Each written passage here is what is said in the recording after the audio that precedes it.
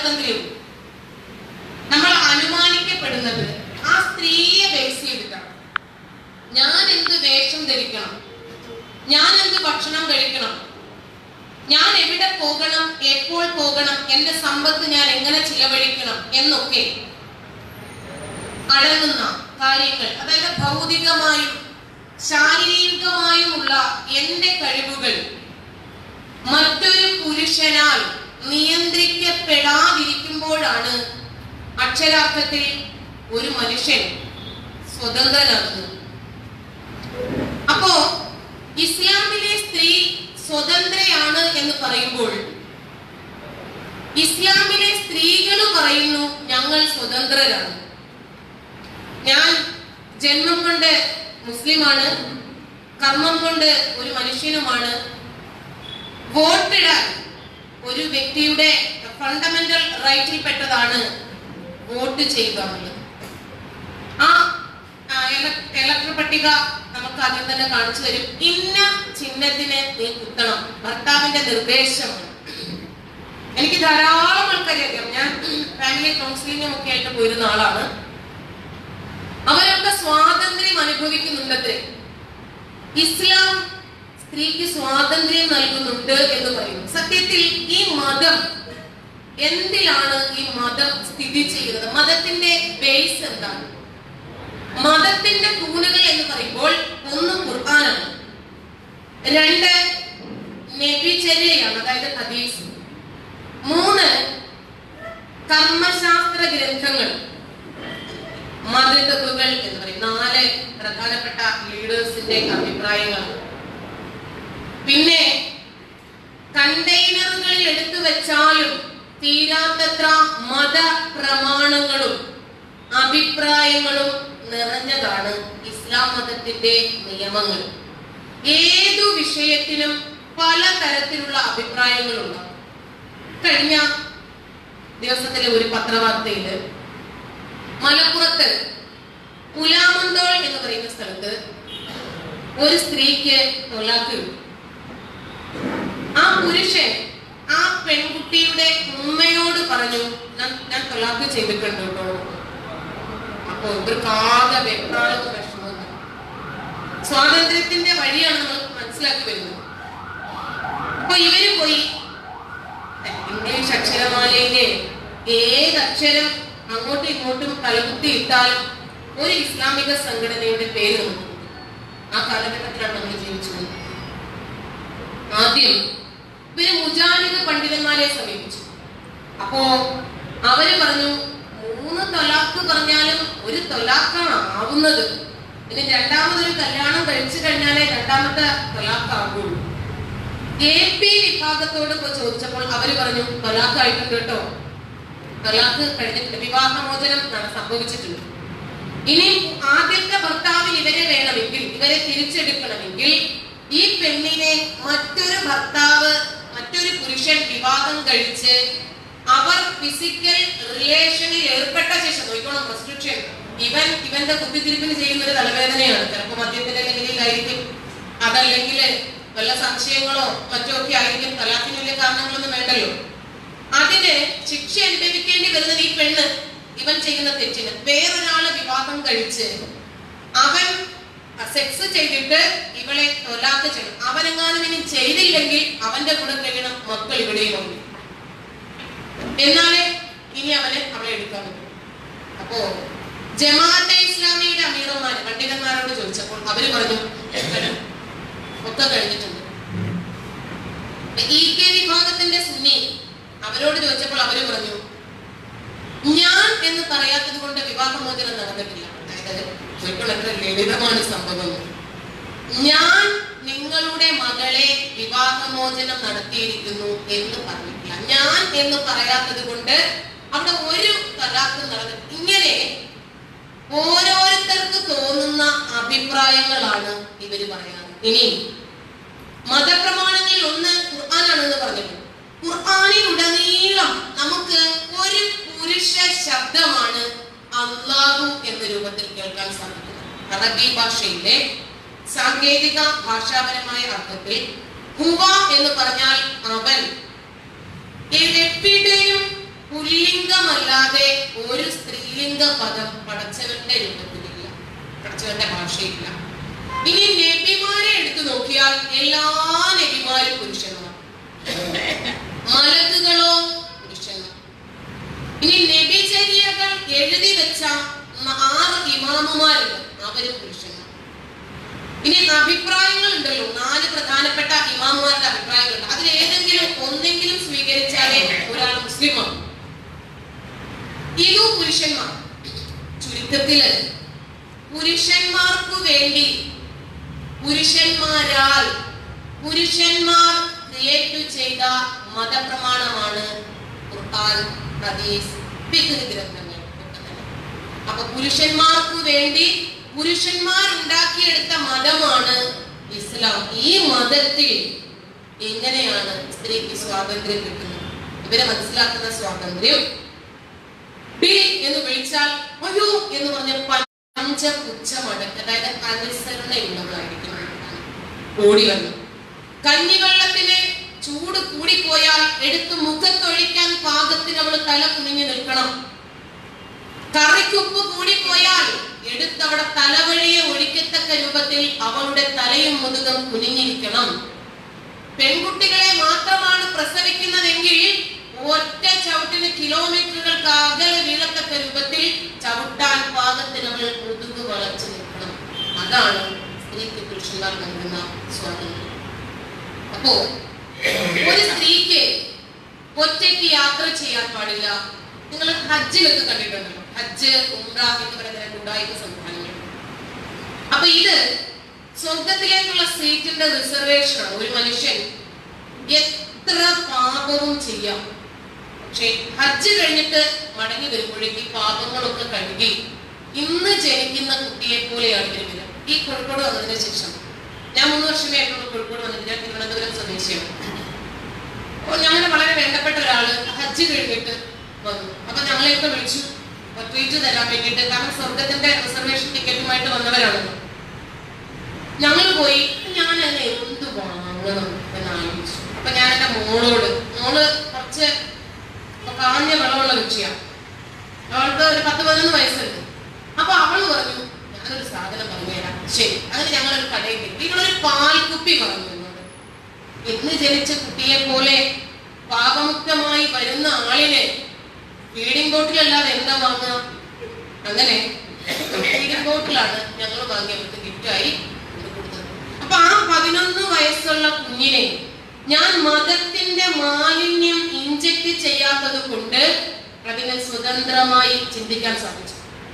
തൊടുപുഴയില് നമ്മുടെ ഒരു മിശ്ര ഭോജനത്തിന്റെ ആണെന്ന് തോന്നുന്നു 100ാം വാർഷികത്തിന് അവളുണ്ടായിരുന്നു.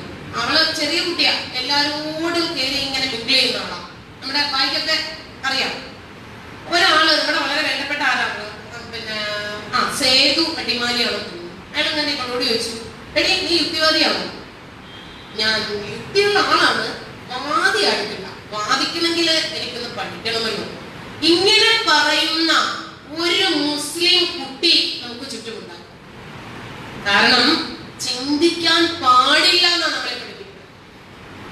ഇസ്ലാം എന്ന് പറഞ്ഞ് നമ്മൾ മുസ്ലിമായി ജനിക്കും. ഏത് വിശ്വാസത്തിലും അങ്ങനെ തന്നെയാണ്, ഇസ്ലാമിൽ മാത്രമല്ല. ഇസ്ലാമിനെ ഞാൻ പറയാനുള്ള കാരണം എനിക്ക് ആധികാരികമായി അറിയുന്ന വിഷയത്തിലല്ലേ വിമർശിക്കാൻ എനിക്ക് യോഗ്യതയുള്ളൂ. മറ്റ് ഹൈന്ദവ പ്രമാണങ്ങൾ ഉപനിഷത്തൊക്കെ പഠിച്ചതാണ് ഞാൻ. എന്നാലും വിമർശിക്കത്തക്ക രൂപത്തിലുള്ള ആധികാരികമായ പഠനം എനിക്കില്ല.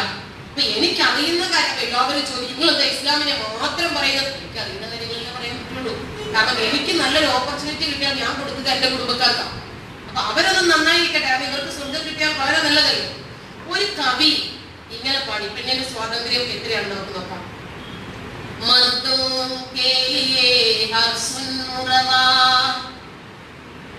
പുരുഷന് അന്യായമേതും പുരുഷന് ന്യായമാണ്.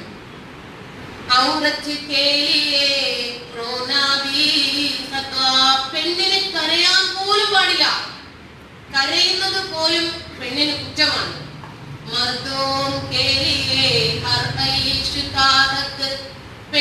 പുരുഷന് എല്ലാ സുഖങ്ങളും എല്ലാ ആർഭാടങ്ങളും എല്ലാ ആസ്വാദനങ്ങളും അവന്റെ അവകാശമാണ്.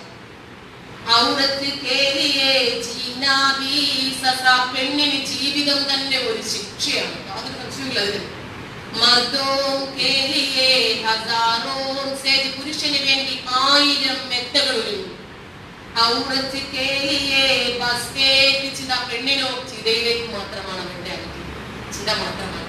ഏത് കവി പാടിയാലും ഇതാണ് ഇസ്ലാം നൽകുന്ന അവകാശം. ഇന്ന് നമ്മുടെ ഒരു അന്തരീക്ഷം, നമ്മുടെ സാമൂഹ്യ സാമ്പത്തിക കുടുംബ അന്തരീക്ഷമൊക്കെ നിലനിൽക്കുന്നത് ഫിനാൻഷ്യൽ ബാക്ക്ഗ്രൗണ്ടിലാണ്. അവരുടെ ബേസ് നോക്കുന്നത് ഫിനാൻസ് സംബന്ധമായി. അപ്പോ ഒരു ഇസ്ലാമില് ഒരു സാമ്പത്തിക വ്യവസ്ഥ എന്ന് പറയുമ്പോൾ അതിന് സക്സഷൻ വകുപ്പ് വളരെ ബുദ്ധിമുട്ടിരിക്കുന്നു. വിവേചനങ്ങൾ മാത്രമുള്ളതാണ്. അപ്പം എന്റെ ഉമ്മയ്ക്കും ഉപ്പയ്ക്കും ഞാനും എന്റെ സഹോദരനുമാണ് അവകാശികളായി വരുന്നതെങ്കിൽ 3 കോടി രൂപയാണ് എന്റെ വാപ്പയ്ക്കും ഉമ്മയ്ക്കും സമ്പത്തുള്ളതെങ്കിൽ 2 കോടി രൂപ അവനും 1 കോടി രൂപ എനിക്കും. ഇനി ഞാൻ മരിച്ചുപോയി, ഈ സമ്പത്ത് ഡിവൈഡ് ചെയ്തിട്ടുമില്ല, എന്നാൽ ഈ ഉമ്മയുടെയും വാപ്പയുടെയും മുഴുവൻ സമ്പത്തും എന്റെ സഹോദരന് മാത്രമേ ഉള്ളൂ. എന്റെ ഉമ്മയുടെയും വാപ്പയുടെയും ഞാനും എന്റെ മക്കളും അനുഭവിക്കേണ്ടുന്ന സമ്പത്ത് എന്റെ സഹോദരനും അവന്റെ കുടുംബവും അനുഭവിച്ച് ആസ്വദിച്ച് ജീവിക്കുമ്പോൾ എന്റെ മക്കള് തന്തയുമില്ല തള്ളയുമില്ല സമ്പത്തുമില്ലാതെ ഭിക്ഷപാത്രം എടുത്ത് തെരുവിൽ അലയണം എന്ന് പറഞ്ഞ് മക്കളെ അനാഥത്വത്തിലേക്കും ദാരിദ്ര്യത്തിലേക്കും തള്ളിവിടുന്ന തരത്തിലുള്ള അനന്തരാവകാശ രീതികളാണ് ഖുർആനിലുള്ളത്. ഇനി പിന്നെ സഹോദരനും സഹോദരിയുമാണ് വരുന്നതെങ്കിലും അങ്ങനെ തന്നെയാണ്. സഹോദരന് കിട്ടുന്നതിന്റെ പകുതിയാണ് സഹോദരന് കിട്ടുക. ഉമ്മയും വാപ്പയുമാണ് അവകാശികളായിട്ട് വരുന്നതെങ്കിലും വാപ്പയ്ക്ക് കിട്ടുന്നതിന്റെ പകുതിയാണ് ലഭിക്കുക. ഇനി സഹോദരിയുടെ മകൻ സഹോദരന്റെ മകൻ, ഇനി ആര് അങ്ങനെ വന്നാലും പുരുഷന് കിട്ടുന്നതിന്റെ പകുതിയാണ് സ്ത്രീക്ക്. ഇനി ഒരു സ്ത്രീ മരിച്ചു, അവർക്ക് മക്കളില്ല, ഭർത്താവാണ് അവകാശിയായിട്ടുള്ളതെങ്കിൽ ഈ സ്ത്രീയുടെ സമ്പത്തിന്റെ പകുതി ഭർത്താവിന് കിട്ടും. ഇതേ അവസ്ഥയിൽ തന്നെ അല്ല, ഒരു സ്ത്രീയാണ് മരിക്കുന്നത്, ആ ഭർത്താവിന് സ്ത്രീയുടെ സമ്പത്തിന്റെ പകുതി ഭർത്താവിന് ലഭിക്കും. ഇനി ഇതേ അവസ്ഥയിൽ ഒരു പുരുഷനാണ് മരിക്കുന്നതെങ്കിൽ പുരുഷന് കിട്ടിയത് സ്ത്രീയുടെ പകുതിയാണ്. അപ്പൊ സ്ത്രീയാണ് ആ അവസ്ഥയിൽ അനന്തരാവകാശിയായിട്ട് വരുന്നത്. ഭർത്താവ് മരിച്ചിട്ടെങ്കിൽ അയാൾക്ക് പകുതി കിട്ടി, ഇവർക്ക് കിട്ടുന്നത് 4/1. മനസ്സിലായെന്ന് വിശ്വസിക്കുന്നു. അതായത് ഒരു പുരുഷൻ മരിച്ചു, സ്ത്രീയാണ് അവകാശിയായിട്ട് വരുന്നതെങ്കിൽ ആ സ്ത്രീക്ക് ലഭിക്കുന്നത് 4/1. അതേ സ്ഥലത്ത് തന്നെ പുരുഷനാണ്, സ്ത്രീ മരിച്ചിട്ട് പുരുഷനാണ് അവകാശിയായിട്ട് വരുന്നതെങ്കിൽ ആ സ്ത്രീയുടെ സമ്പത്തിന്റെ പകുതി പുരുഷന്. ഇങ്ങനെ എല്ലാ സ്ത്രീ ഏത് നിലയിൽ അനന്തരാവകാശിയായി സ്ത്രീ വന്നാലും സ്ത്രീക്ക് വിവേചനമാണ്. ഇനി എന്റെ ഉമ്മയ്ക്കും വാപ്പയ്ക്കും ഞാൻ മാത്രമാണ് അവകാശിയായിട്ട് വരുന്നതെങ്കിൽ പോലും എന്റെ മാതാപിതാക്കളുടെ മുഴുവൻ സമ്പത്തും എനിക്ക് ലഭിക്കില്ല. പക്ഷെ എന്റെ സഹോദരനാണ് വരുന്നതെങ്കിൽ അവനും, ഞാൻ മാത്രമാണ് വരുന്നതെങ്കിൽ എനിക്ക് പകുതിയെ ലഭിക്കുള്ളൂ. ഇങ്ങനെ ഏത് വിഷയത്തിൽ വന്നാലും ഇവിടെ വിവേചനമാണുള്ളത്. ഇനി സാക്ഷി പറയാം.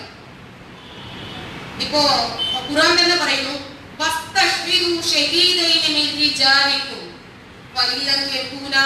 നിങ്ങള് സാക്ഷി പറയുമ്പോൾ നിങ്ങളിൽ നിന്നുള്ള, അവിടെ വർഗീയത നോക്കിക്കോണം, അടിവരയിട്ട് വായിക്കണം. ഇവിടെ ജാതി നോക്കിയാണ് സാക്ഷിത്വം. അതായത് മുസ്ലിങ്ങളോടാണ് പറയുന്നത്, മുസ്ലിങ്ങൾ ഇവിടെ സാക്ഷിത്വമേ സ്വീകരിക്കും. അപ്പം 2 സാക്ഷികളാണ് വേണ്ടത്. നിങ്ങളിൽ നിന്നുള്ള 2 പുരുഷന്മാർ സാക്ഷികൾ. 2 പുരുഷന്മാരില്ലെങ്കിൽ 1 പുരുഷൻ, മറ്റേ പുരുഷന് പകരം 2 സ്ത്രീകൾ.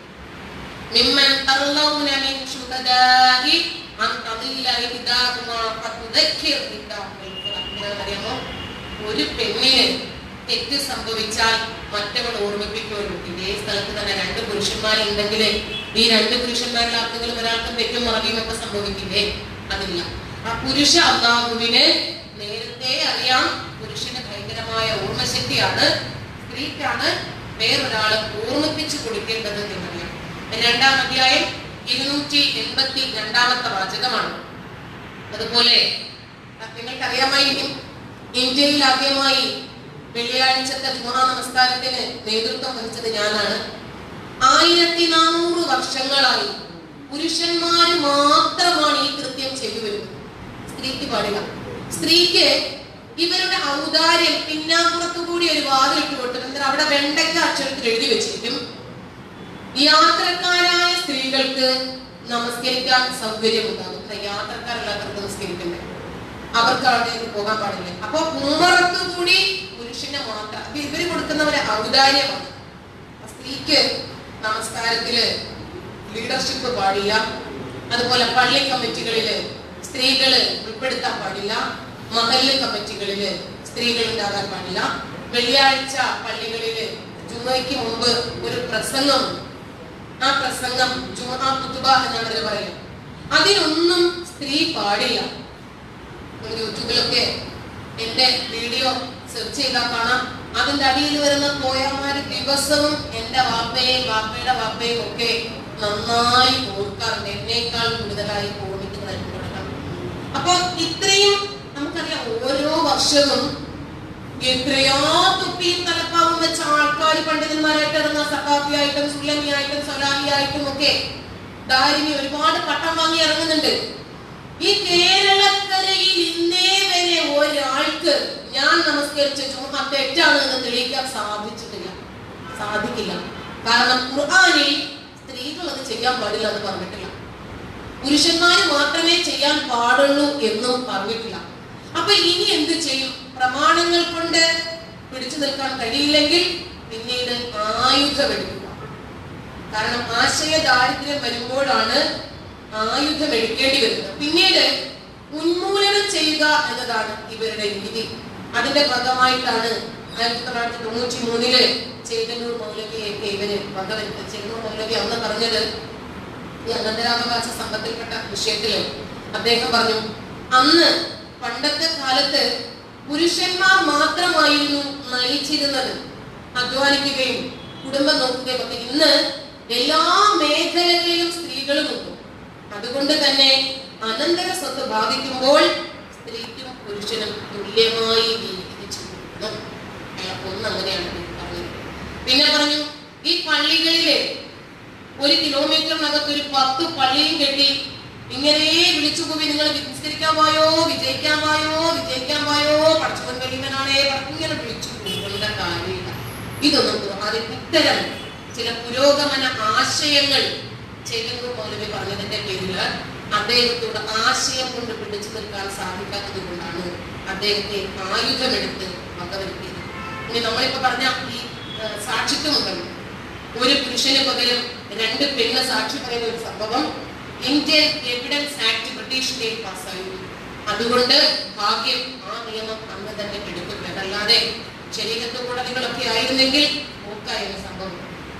ഇനി എന്തുകൊണ്ടായിരിക്കും ഒരു പുരുഷന് 2 സ്ത്രീ സാക്ഷി പറയുക? പുരുഷനാൽ എപ്പോഴും സ്ത്രീ നിയന്ത്രിക്കപ്പെടേണ്ടി വരിക? അതിന് കാരണമുണ്ട്. അവര് സൃഷ്ടിക്കപ്പെട്ടിരിക്കുന്നതുണ്ടല്ലോ, നമ്മുടെ ശരീരത്തിലെ ഏറ്റവും മുകളിലത്തെ വളഞ്ഞ വാരിയല്ലുകൊണ്ടാണ് ഇവരെ സൃഷ്ടിക്കപ്പെട്ടിരിക്കുന്നത്. ശാസ്ത്രം തോറ്റു കേട്ടോ. ഇനി നിങ്ങൾ ഇനി അതിനെ നിവർത്താൻ ശ്രമിച്ചാൽ അത് പൊട്ടിപ്പോകും. നിങ്ങൾ ഇനി അങ്ങനെ അങ്ങ് വിട്ടാൽ വളഞ്ഞതോടുകൂടി തന്നെ പോയിക്കോട്ടെ. സ്ത്രീയെ വളഞ്ഞ രൂപത്തിൽ സൃഷ്ടിക്കുക, പിന്നീട് ആ വളവ് എടുത്ത് പറഞ്ഞുകൊണ്ട് അവരെ ആക്ഷേപിക്കുക എന്നൊക്കെ ഉള്ളതാണ് ഈ പഠിച്ചവന്റെ ഒരു രീതി. ഇതൊക്കെ ഞാൻ മനസ്സിലാക്കാൻ ഒരുപാട് വൈകിട്ടുണ്ട്. സത്യത്തില് വാർത്തപ്പണിക്ക് പോയിരുന്നെങ്കിൽ നല്ലൊരു കോൺട്രാക്ടറായിട്ട് മേച്ചിട്ടായിട്ടൊക്കെ എനിക്ക് ജീവിക്കാമായിരുന്നു. ഈ ഖുർആൻ ഹദീസ് പഠിക്കാൻ പോയി കാരണം എന്റെ ജീവിതം അത്രയും എനിക്ക് നഷ്ടപ്പെട്ടു. ഈ ചിന്തിക്കാനുള്ള ധൈര്യമുണ്ട്. ഒരിക്കല് എന്റെ അധ്യാപകനോട് ഞാൻ ചോദിച്ചു, എനിക്ക് ഒരു മലക്കോ ലഭ്യോ ഒന്നും ഒരു സ്ത്രീ ഇല്ലല്ലോ എന്ന് പറഞ്ഞപ്പോ എന്നോട് ചോദിച്ചു, നിനക്ക് ബുദ്ധിയുണ്ടോ? ഞാൻ പറഞ്ഞ അത്യാവശ്യം ഉണ്ട്. എന്നാല് രാത്രിയും പകലും ഒരുമിച്ച് സംഭവിക്കുന്നതിനെ കുറിച്ച് നീ ഒന്ന് ചിന്തിച്ചു നോക്കേ. രാത്രിയും പകലും നടക്കില്ല എന്ന് പറഞ്ഞു. ഇത്രയ്ക്കേ ഉള്ളൂ നമ്മളെ പറ്റി. അപ്പോ ഖുർആനിലെ ഏതോ ഒരു വാചകം അപ്പൊ ഇന്ന് തഅവീലൊന്നും ഇല്ലെന്നോ അങ്ങനെ ഒരു വാചകം. അപ്പോ അള്ളാഹുവിനാണ് ഇത് വിശദീകരിക്കാനുള്ള അധികാരമുള്ളത്. ചില വാചകങ്ങൾ അള്ളാഹുവിന് മാത്രമേ അറിയൂ. അപ്പോ ഹംസ ബാത്തവി എന്ന് പറയുന്ന ഒരു അധ്യാപകനുണ്ടായിരുന്നു, ജാമിയ നബി അറബി കോളേജ് എടവണ്ണാട്ടെ ഞാൻ പഠിച്ചത്. അപ്പൊ അദ്ദേഹത്തോട് ഞാൻ ചോദിച്ചു, ഈ പഠിച്ചവന് മാത്രം വ്യാഖ്യാനിക്കാൻ അറിയുന്ന ഒരു ഗ്രന്ഥം വെച്ചിട്ട് നമ്മൾക്ക് എന്തിന് ഇത് തരുന്നത്? അതൊക്കെ മാത്രമേ അറിയുള്ളെങ്കിൽ നമുക്കിത് തരേണ്ട കാര്യമുള്ളൂ, കിടക്ക് പുറത്ത്. അപ്പോ ഞാൻ കുറച്ച് വികൃതിയുള്ള കൂട്ടത്തില. അപ്പൊ ഞാൻ ഹോസ്റ്റലിൽ നിന്നാണ് പഠിക്കുന്നത്, മര്യാദക്ക് നല്ല ഭക്ഷണവും വെള്ളമൊന്നുമില്ല. അപ്പൊ ഇദ്ദേഹത്തിന്റെ ഫ്രണ്ടില് ഒരു ഗ്ലാസ് ചായയും പരിപ്പൂടയും ഉണ്ടാകും. ഞാൻ ഇതും എടുത്ത് ഓടി. അപ്പൊ ഇദ്ദേഹം വേറൊരാളെ പറഞ്ഞു, എന്റെ പരിപ്പൂട വെച്ചിട്ട് വരാം. അപ്പൊ ഞാൻ പറഞ്ഞു, ഇതിന് മറുപടി പറഞ്ഞാൽ ഞാൻ പരിപ്പൂട. അപ്പൊ ഇദ്ദേഹം എന്നോട് പറഞ്ഞു, പടച്ചവൻ അറിയുന്ന കാര്യങ്ങൾ നമുക്കറിയില്ല, അത് അല്ലെങ്കിലും അറിയത്തില്ല. നമുക്കറിയുന്ന കാര്യങ്ങൾ പടച്ചവൻ അറിയാം. അപ്പൊ ഞാൻ ചോദിച്ചു, നമ്മുടെ അറിവില്ലായ്മ പടച്ചവൻ അറിയില്ലേ? നമുക്കറിയാത്ത ഒരു കാര്യം നമ്മളിൽ അടിച്ചേൽപ്പിക്കാൻ ശ്രമിക്കുക, പിന്നീട് ഈ വ്യാഖ്യാനങ്ങളുമായിട്ട് നമ്മൾ കെട്ടിമറിയാന്നൊക്കെ പറഞ്ഞാൽ എവിടത്തെ ഏർപ്പാടാ? ഇദ്ദേഹം എന്റെ കയ്യിൽ ഒരു 3 രൂപ എടുത്ത് എന്നിട്ട് പറഞ്ഞു, ഞാൻ കടയിൽ പോയി ഒരു പരിപ്പൂടി കൂടെ വാങ്ങി കഴിച്ചു, എനിക്ക് ബുദ്ധി വെക്കുന്നുണ്ട് കേട്ടോ എന്ന്. അപ്പൊ ഞാൻ മനസ്സിലാക്കി, ഇവർക്കും അറിയാം, ഇതിനകത്തുള്ള സംഭവങ്ങളൊക്കെ ഇവർക്കും അറിയാം. പക്ഷെ കരയുന്ന കുഞ്ഞിന് പാല് കൊടുക്കാൻ കുറച്ച് പ്രയാസം. ഞാൻ ഈ പാലിയലിന്റെ വിഷയം പറഞ്ഞത് ഖുർആനല്ല, ഹദീസാണ്. അപ്പോ സ്ത്രീയെ വക്രതയോടുകൂടി തന്നെ കൊണ്ടുപോകാനാണ് നബി പറഞ്ഞത്. അവര് ഓൾറെഡി പറഞ്ഞവരാണ്.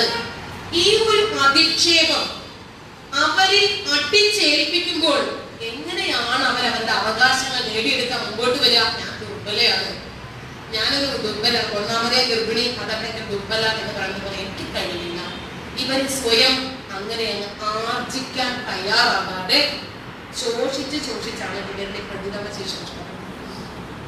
ഇവിടെ റെസ്ലിംഗില് റോണ്ട റൗസി എന്ന് പറയുന്ന ഒരു പെണ്ണുണ്ട്. അവരാണ് ഇപ്പോഴത്തെ WWE ചാമ്പ്യൻ. ആ ലേഡി ഒരു 25 ചാമ്പ്യന്മാരുണ്ടെങ്കിലും അവർ ഈസി ആയിട്ട് ഇടിച്ചു തള്ളിയിടും. അപ്പൊ പെണ്ണ് ശക്ത തന്നെയാണ്. ഇതേ ചാമ്പ്യൻ തന്നെ WWE ചാമ്പ്യൻ പുരുഷനുണ്ട്. അവരും ഇവരും കൂടി കളിച്ചാലും ഈ ലേഡിയെ ജയിക്കൂ. എത്ര പേരെയും ഒറ്റയടിക്ക് ഒരു കൈ കൊണ്ട് തൂക്കി തള്ളിയിടാൻ അറിയപ്പെടുന്നത്. ഇന്ന് സ്ത്രീകൾ ഫ്ലൈറ്റ് പറക്കുന്നുണ്ട്. എല്ലാ മേഖലയിലും സ്ത്രീകൾ വളരെയധികം എബിലിറ്റി ഉള്ളവരാണ് എന്ന് സ്വാതന്ത്ര്യം കൊണ്ട് തിരിച്ചു. ഇസ്രായേലി സ്ത്രീകളൊക്കെ എന്തൊരു ശക്തരാണ്, അവരൊക്കെ എന്തൊരു കരുത്തരാണ്. അവരുടെയൊക്കെ ഫൈറ്റിങ്ങിൽ തന്നെ അറിയാം അവര് എത്രമാത്രം ശക്തരാണ്. പർദ്ദയും മക്കനെയും ഒക്കെയാണ് ഇട്ടിരിക്കുന്നത് എങ്കിൽ പോലും അവർ അവരുടെ അവകാശങ്ങൾ നേടിയെടുക്കാൻ വളരെ ശക്തിയുക്തം നിൽക്കുന്നതാണ്. കഴിഞ്ഞ ദിവസം ഫേസ്ബുക്കിൽ ഒരു പോസ്റ്റ് കണ്ടു. ഒരു പട്ടാളക്കാരൻ ഒരു ഇസ്രായേലി കുട്ടിക്ക് നേരെ തോക്ക് ഓങ്ങിയപ്പോൾ ആ കുട്ടി ഇങ്ങനെ നിൽക്കുന്നു, വെടിവെച്ചു. അത്രമാത്രം ധൈര്യം. അപ്പൊ നമുക്ക് അവസരങ്ങളുടെ ഇല്ലായ്മയാണ് പ്രശ്നം, അതല്ലാതെ അവർ ദുർബലരായതുകൊണ്ടല്ല. ഖുർആൻ പറയുന്നത് വീണ്ടും നമ്മൾ അശക്തരാണ് എന്ന് ഖുർആൻ ഇങ്ങനെ അടിച്ചേൽപ്പിക്കുവാണ്. സ്ത്രീകളുടെ മേൽ നിയന്ത്രണ അധികാരമുള്ളവരാണ് പുരുഷന്മാർ. സ്ത്രീ എന്ന് പറഞ്ഞാൽ നിയന്ത്രിക്കപ്പെടേണ്ടവളാണ് എന്ന് ഏതാൻ ആകാശത്തിനപ്പുറത്തിരുന്ന പുരുഷ അല്ലാഹു നിർദ്ദേശിക്കുകയാണ്. ചിലർക്ക് ചിലരെ കൊണ്ട് അല്ലാഹു ശ്രേഷ്ഠത നൽകിയിട്ടുണ്ട്. അതെന്തുകൊണ്ടാണ്? അവർ അവരുടെ സമ്പത്ത് ചെലവഴിക്കുന്നത് കൊണ്ടാണ്. ഇന്ന് പെണ്ണിന്റെ സമ്പത്ത് ചെലവഴിക്കുന്നത്. ഇന്ന് പുരുഷൻ മരിക്കുന്നത് വരെ ഇവൾക്ക് ചോറ് കൊടുക്കാനുള്ളത് വിലപേശികളുടെ വീട്ടിൽ നിന്നും വാങ്ങിയിട്ടാണ് ഇവിടേക്ക് കൊണ്ടുവരുന്നത്. ഞാനിപ്പോ ഒരു പശുവിനെ വളർത്തിയാൽ ആ പശു എനിക്ക് പാല് തരും, അതെനിക്ക് സ്നേഹം തരും, അതിനെ നോക്കുമ്പോൾ എനിക്ക് വല്ലാത്തൊരു സന്തോഷമുണ്ടാകും. കാരണം എന്റെ മുതലാണല്ലോ ഇരിക്കുന്നത്. അതിനെ വേണ്ടെങ്കിൽ എനിക്ക് വിൽക്കാം, എനിക്ക് ഇറച്ചിക്ക് വിൽക്കാം.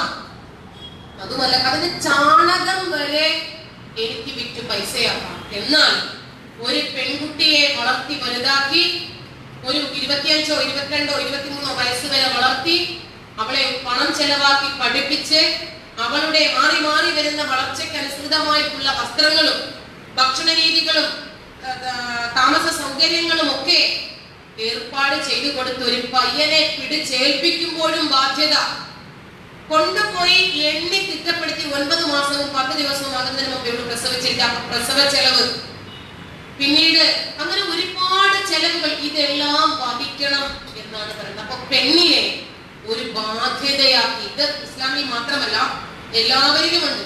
അപ്പൊ ഇവിടെ പറയുന്നത് പുരുഷൻ അവന്റെ സമ്പത്ത് ചിലവഴിക്കുന്നത് കൊണ്ടാണ് അവന് ശ്രേഷ്ഠത നൽകിയത്. ഇനി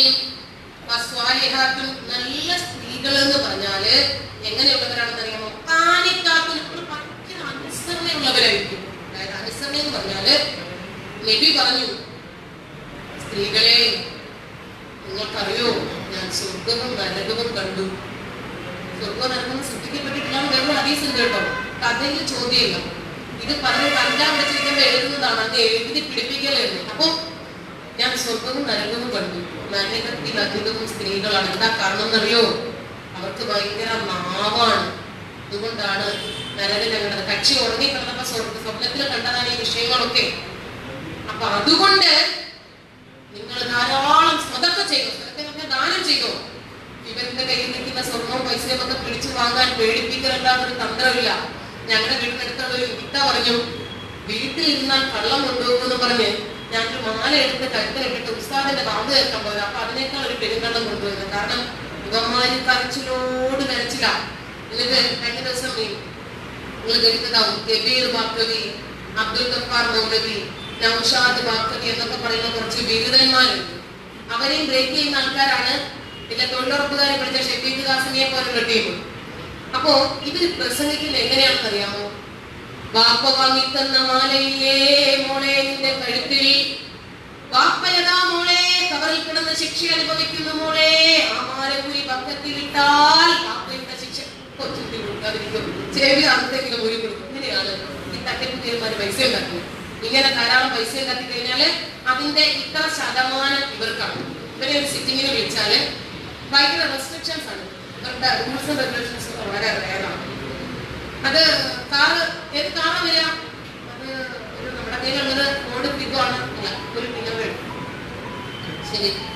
പിന്നെ ആരെ വിളിക്കാൻ വരിക? ഇന്നാണ് 3 പേര് പറഞ്ഞു. ശരി, എന്റെ പ്രൈവറ്റ് സെക്രട്ടറിക്ക് 50. കാരണം ഇവര് വന്നാൽ ഈ പിരിവ് കിട്ടുക. ഈ വീടുകളിലുള്ള സ്വർണം കാറിൽ കിടക്കുന്നതും കരുതി കിടക്കുന്നതും ഒക്കെ പൂച്ച് ബക്കറ്റിൽ വരണമെങ്കിൽ ഇവര് വരണമല്ലോ. ഇവര് വന്നിട്ട് ഒരു മാപ്പിളപ്പാട്ടൊക്കെ വെച്ച് കാണിച്ചു. എനിക്കറിയാം ഒരുപാട് ഉസ്താദന്മാര് ഏകദേശം ഈ മാപ്പിളപ്പാട്ട് പാടുന്ന ഒരു 10 മിനിറ്റ് അങ്ങനെ പോയി. പിന്നെ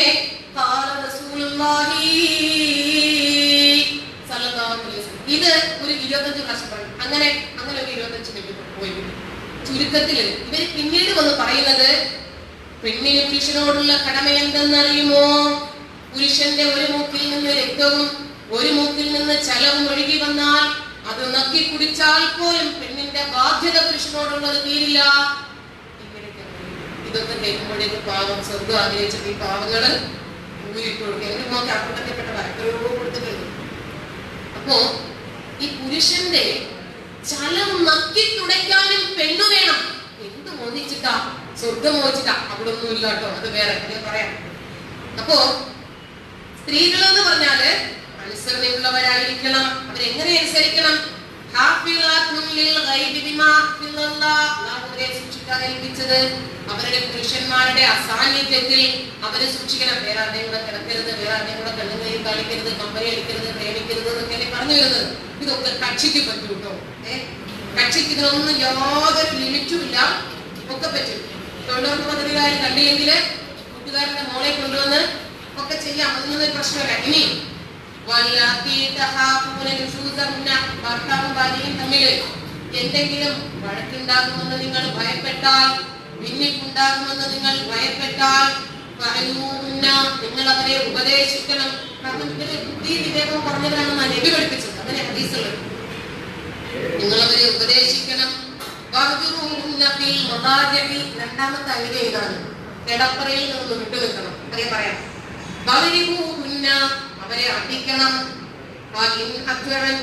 ഇനി അവൾ അനുസരിച്ചാലുണ്ടല്ലോ ഈ ശിക്ഷ നടപടികളൊക്കെ കഴിഞ്ഞല്ലോ. ഇനൊന്നും ചെയ്താട്ടോ. പടച്ചോൻ പറയുകയാണേ, മഹാന ബാക്കി അയാൾ ചെയ്തോളൂ. ഏറെ സമാധാനിപ്പിക്കാം പുരുഷന്മാരെ. ഇത്രയൊക്കെ ചെയ്തല്ലോ, ബാക്കി പഠിച്ചോ ചെയ്തോ. 4-ാം അധ്യായം 34-ാം വാചകം നിങ്ങൾക്ക്. ഈ ഭാര്യയും ഭർത്താവും തമ്മിൽ അടി കൂടുമ്പോ, വഴക്ക് കൂടുമ്പോ ഇവളെ മാത്രം ഉപദേശിക്കുന്നത് എവിടത്തെ ഏർപ്പാടാണ്? കാരണം ഇയാളെ ഉപദേശിക്കാൻ ഒരാൾ വേണമല്ലോ. അപ്പോൾ ഇയാൾക്ക് തെറ്റ് സംഭവിക്കണം. തെറ്റിന്റെ കോൺട്രാക്ട് പുരുഷ അള്ളാഹു സ്ത്രീകളിൽ അടി ചെയ്തിട്ടുള്ളൂ. കിടപ്പറയിൽ നിന്ന് വിട്ടു നിൽക്കുക രണ്ടാമത്തെ ശിക്ഷാ നടപടിയാണ്. ഇയാൾക്ക് 4 പേരുണ്ട്. അതാണ് രസം. ഇവിടെ ഒരു ദിവസം ഇല്ലെങ്കിലും അയാൾക്ക് അവിടെ പോകാം. ഇനി അതും അല്ലെങ്കിൽ മാമലക്കത്തെ അയ്മാനും അടിമ സ്ത്രീകളെ ഇഷ്ടം പോലെ വെച്ചുകൊണ്ടിരിക്കാൻ ഒരു പ്രശ്നമില്ല. അല്ലാത്ത ഒരുപാട് മാർഗങ്ങളുണ്ട്. ഇനി പെണ്ണിനെ ടെമ്പററി ഒന്ന് നമുക്ക് സസ്പെൻഷൻ ആക്കി നിർത്താം, ഡിസ്മിസ് ചെയ്യാതെ. എന്നൊക്കെ പറയും. ഒരുപാട് സംഭവങ്ങളുണ്ട്. ഇതിന്റെ ആഴത്തിലേക്ക് ഇറങ്ങിപ്പോകുമ്പോൾ നമുക്ക് മനസ്സിലാക്കാം. ശാപപ്രാർത്ഥന എന്ന് പറഞ്ഞിട്ട് പിന്നെ ഇനി 3 മാസത്തേക്ക് ഞാൻ തൊടൂല കേട്ടോ എന്ന് പറഞ്ഞു കഴിഞ്ഞാൽ അയ്യോ പിന്നെ രക്ഷയില്ല. ഇത് പറയാതിരിക്കാൻ വേണ്ടിയിട്ട് പെണ്ണ് കാലി പിടിച്ച് പുറകെ നടക്കാം. പിന്നെ നീ എന്റെ ഉമ്മയുടെ മുതുക് പോലെയാണെന്ന് പറഞ്ഞാൽ പിന്നെ ഉമ്മയായിപ്പോയി, പിന്നെ അത് തൊടാൻ പറ്റില്ല. പിന്നെ ഉമ്മാന്ന് വേണമെങ്കിൽ വിളിച്ച് പുറകെ നടന്നോളൂ. ഇനി അത് വേറെ രസം. ഇമാം തൊബിരി പറഞ്ഞു, ഈ ഇമാം തൊബിരി എന്ന് പറഞ്ഞാൽ ഈ ഖുർആനിന് തന്നെ ഈ പടച്ചോൻ ഇത് പറഞ്ഞിട്ട് പോയാൽ മതി, ഇത് വ്യാഖ്യാനിച്ച് തേച്ച് വെളുപ്പിക്കാൻ ഈ പണ്ഡിതന്മാര് കിടന്ന് പെടാപ്പാടുപെടല, 7-ാം കടലിൽ കിടന്ന് മുങ്ങി കുളിക്കല. തൊബിരി പറഞ്ഞു, ശയനമുറിയിൽ ഭാര്യയെ കെട്ടിയിട്ട് അടിക്കാനെന്നാണ് ആ വാചകത്തിന്റെ അർത്ഥം. അതായത് ഇവിടെ പറഞ്ഞത് അവിടെ. അപ്പം അയാൾ പറയാണ്, ഇമാം തൊബിരി പറയാണ്, ഹജറ എന്ന് പറഞ്ഞാൽ കെട്ടിയിടുക, ഹജറൽ ബഗീറ എന്ന് പറഞ്ഞാൽ ഒട്ടകത്തെ കെട്ടില്ല. ഇത് യോജിക്കും. ഇവർ കിടന്ന് ബഹളം ഉണ്ടാക്കി പുറത്തെ പോകാതിരിക്കാൻ കട്ടിലിന്റെ കാലിൽ പിടിച്ച് കെട്ടുക, അടിക്കുക. എന്തിനാണ്? അനുസരിക്കാൻ. ഇയാളെ മറ്റേ കാലിൽ പിടിച്ച് കെട്ടണ്ടേ? ഞാനിത് കെട്ടുന്നല്ലോ, യാതൊരു സംശയമില്ല. അപ്പോ കെട്ടിയിട്ട് അടിക്കുക. ഇനി ശയനമുറിയിൽ നിന്ന് വിട്ടു നിൽക്കാൻ പറഞ്ഞു. ഇവിടെ വിട്ടു നിന്നാൽ തൊട്ടടുത്ത മുറിയില് ഇയാൾ മറ്റേ പെണ്ണുമായിട്ട് കിടക്കുകയായിരിക്കും. ഒരു മനുഷ്യ സ്ത്രീ അല്ലേ? ഇയാള് പിന്നീട് ഇവരുടെ ടോസ് ഇട്ട് ഡേറ്റ് ഇട്ട് ഒരാഴ്ച ഇവർക്ക്, ഒരാഴ്ച അയക്ക്, മറ്റൊരാൾക്ക് ഒരാഴ്ച, ഇങ്ങനെ ഒക്കെ തിരിഞ്ഞു വരുമ്പോഴേക്ക് ഇവര് കരഞ്ഞ് കാവല് കിടന്ന് പട്ടിണി കിടന്നും വേഗം ഒരു അറ്റം എത്തിയിട്ടുണ്ടാവും. ഇവര് തിന്നോ കുടിച്ചോ, ഇവരുടെ വിഷമങ്ങൾ എന്താണ്, പ്രയാസങ്ങൾ എന്താണെന്ന് ചോദിക്കാൻ ഒരാളും ഉണ്ടാകില്ല. ഈ പെണ്ണിന് ഒരിടത്തും പരാതിയും കൊണ്ട് ചെല്ലാനും പറ്റില്ല. നമ്മൾ വീട്ടിൽ ചെന്ന് ഇങ്ങനെയാണ് ഇങ്ങനത്തെ പ്രശ്നങ്ങളൊക്കെ ഉണ്ടാക്കുന്നുണ്ട്, എന്താ ചെയ്യാം? അപ്പൊ പറയും, മോളെ കാരണം ബാബുവിന്റെ സിംഹാസനം കുലുങ്ങും.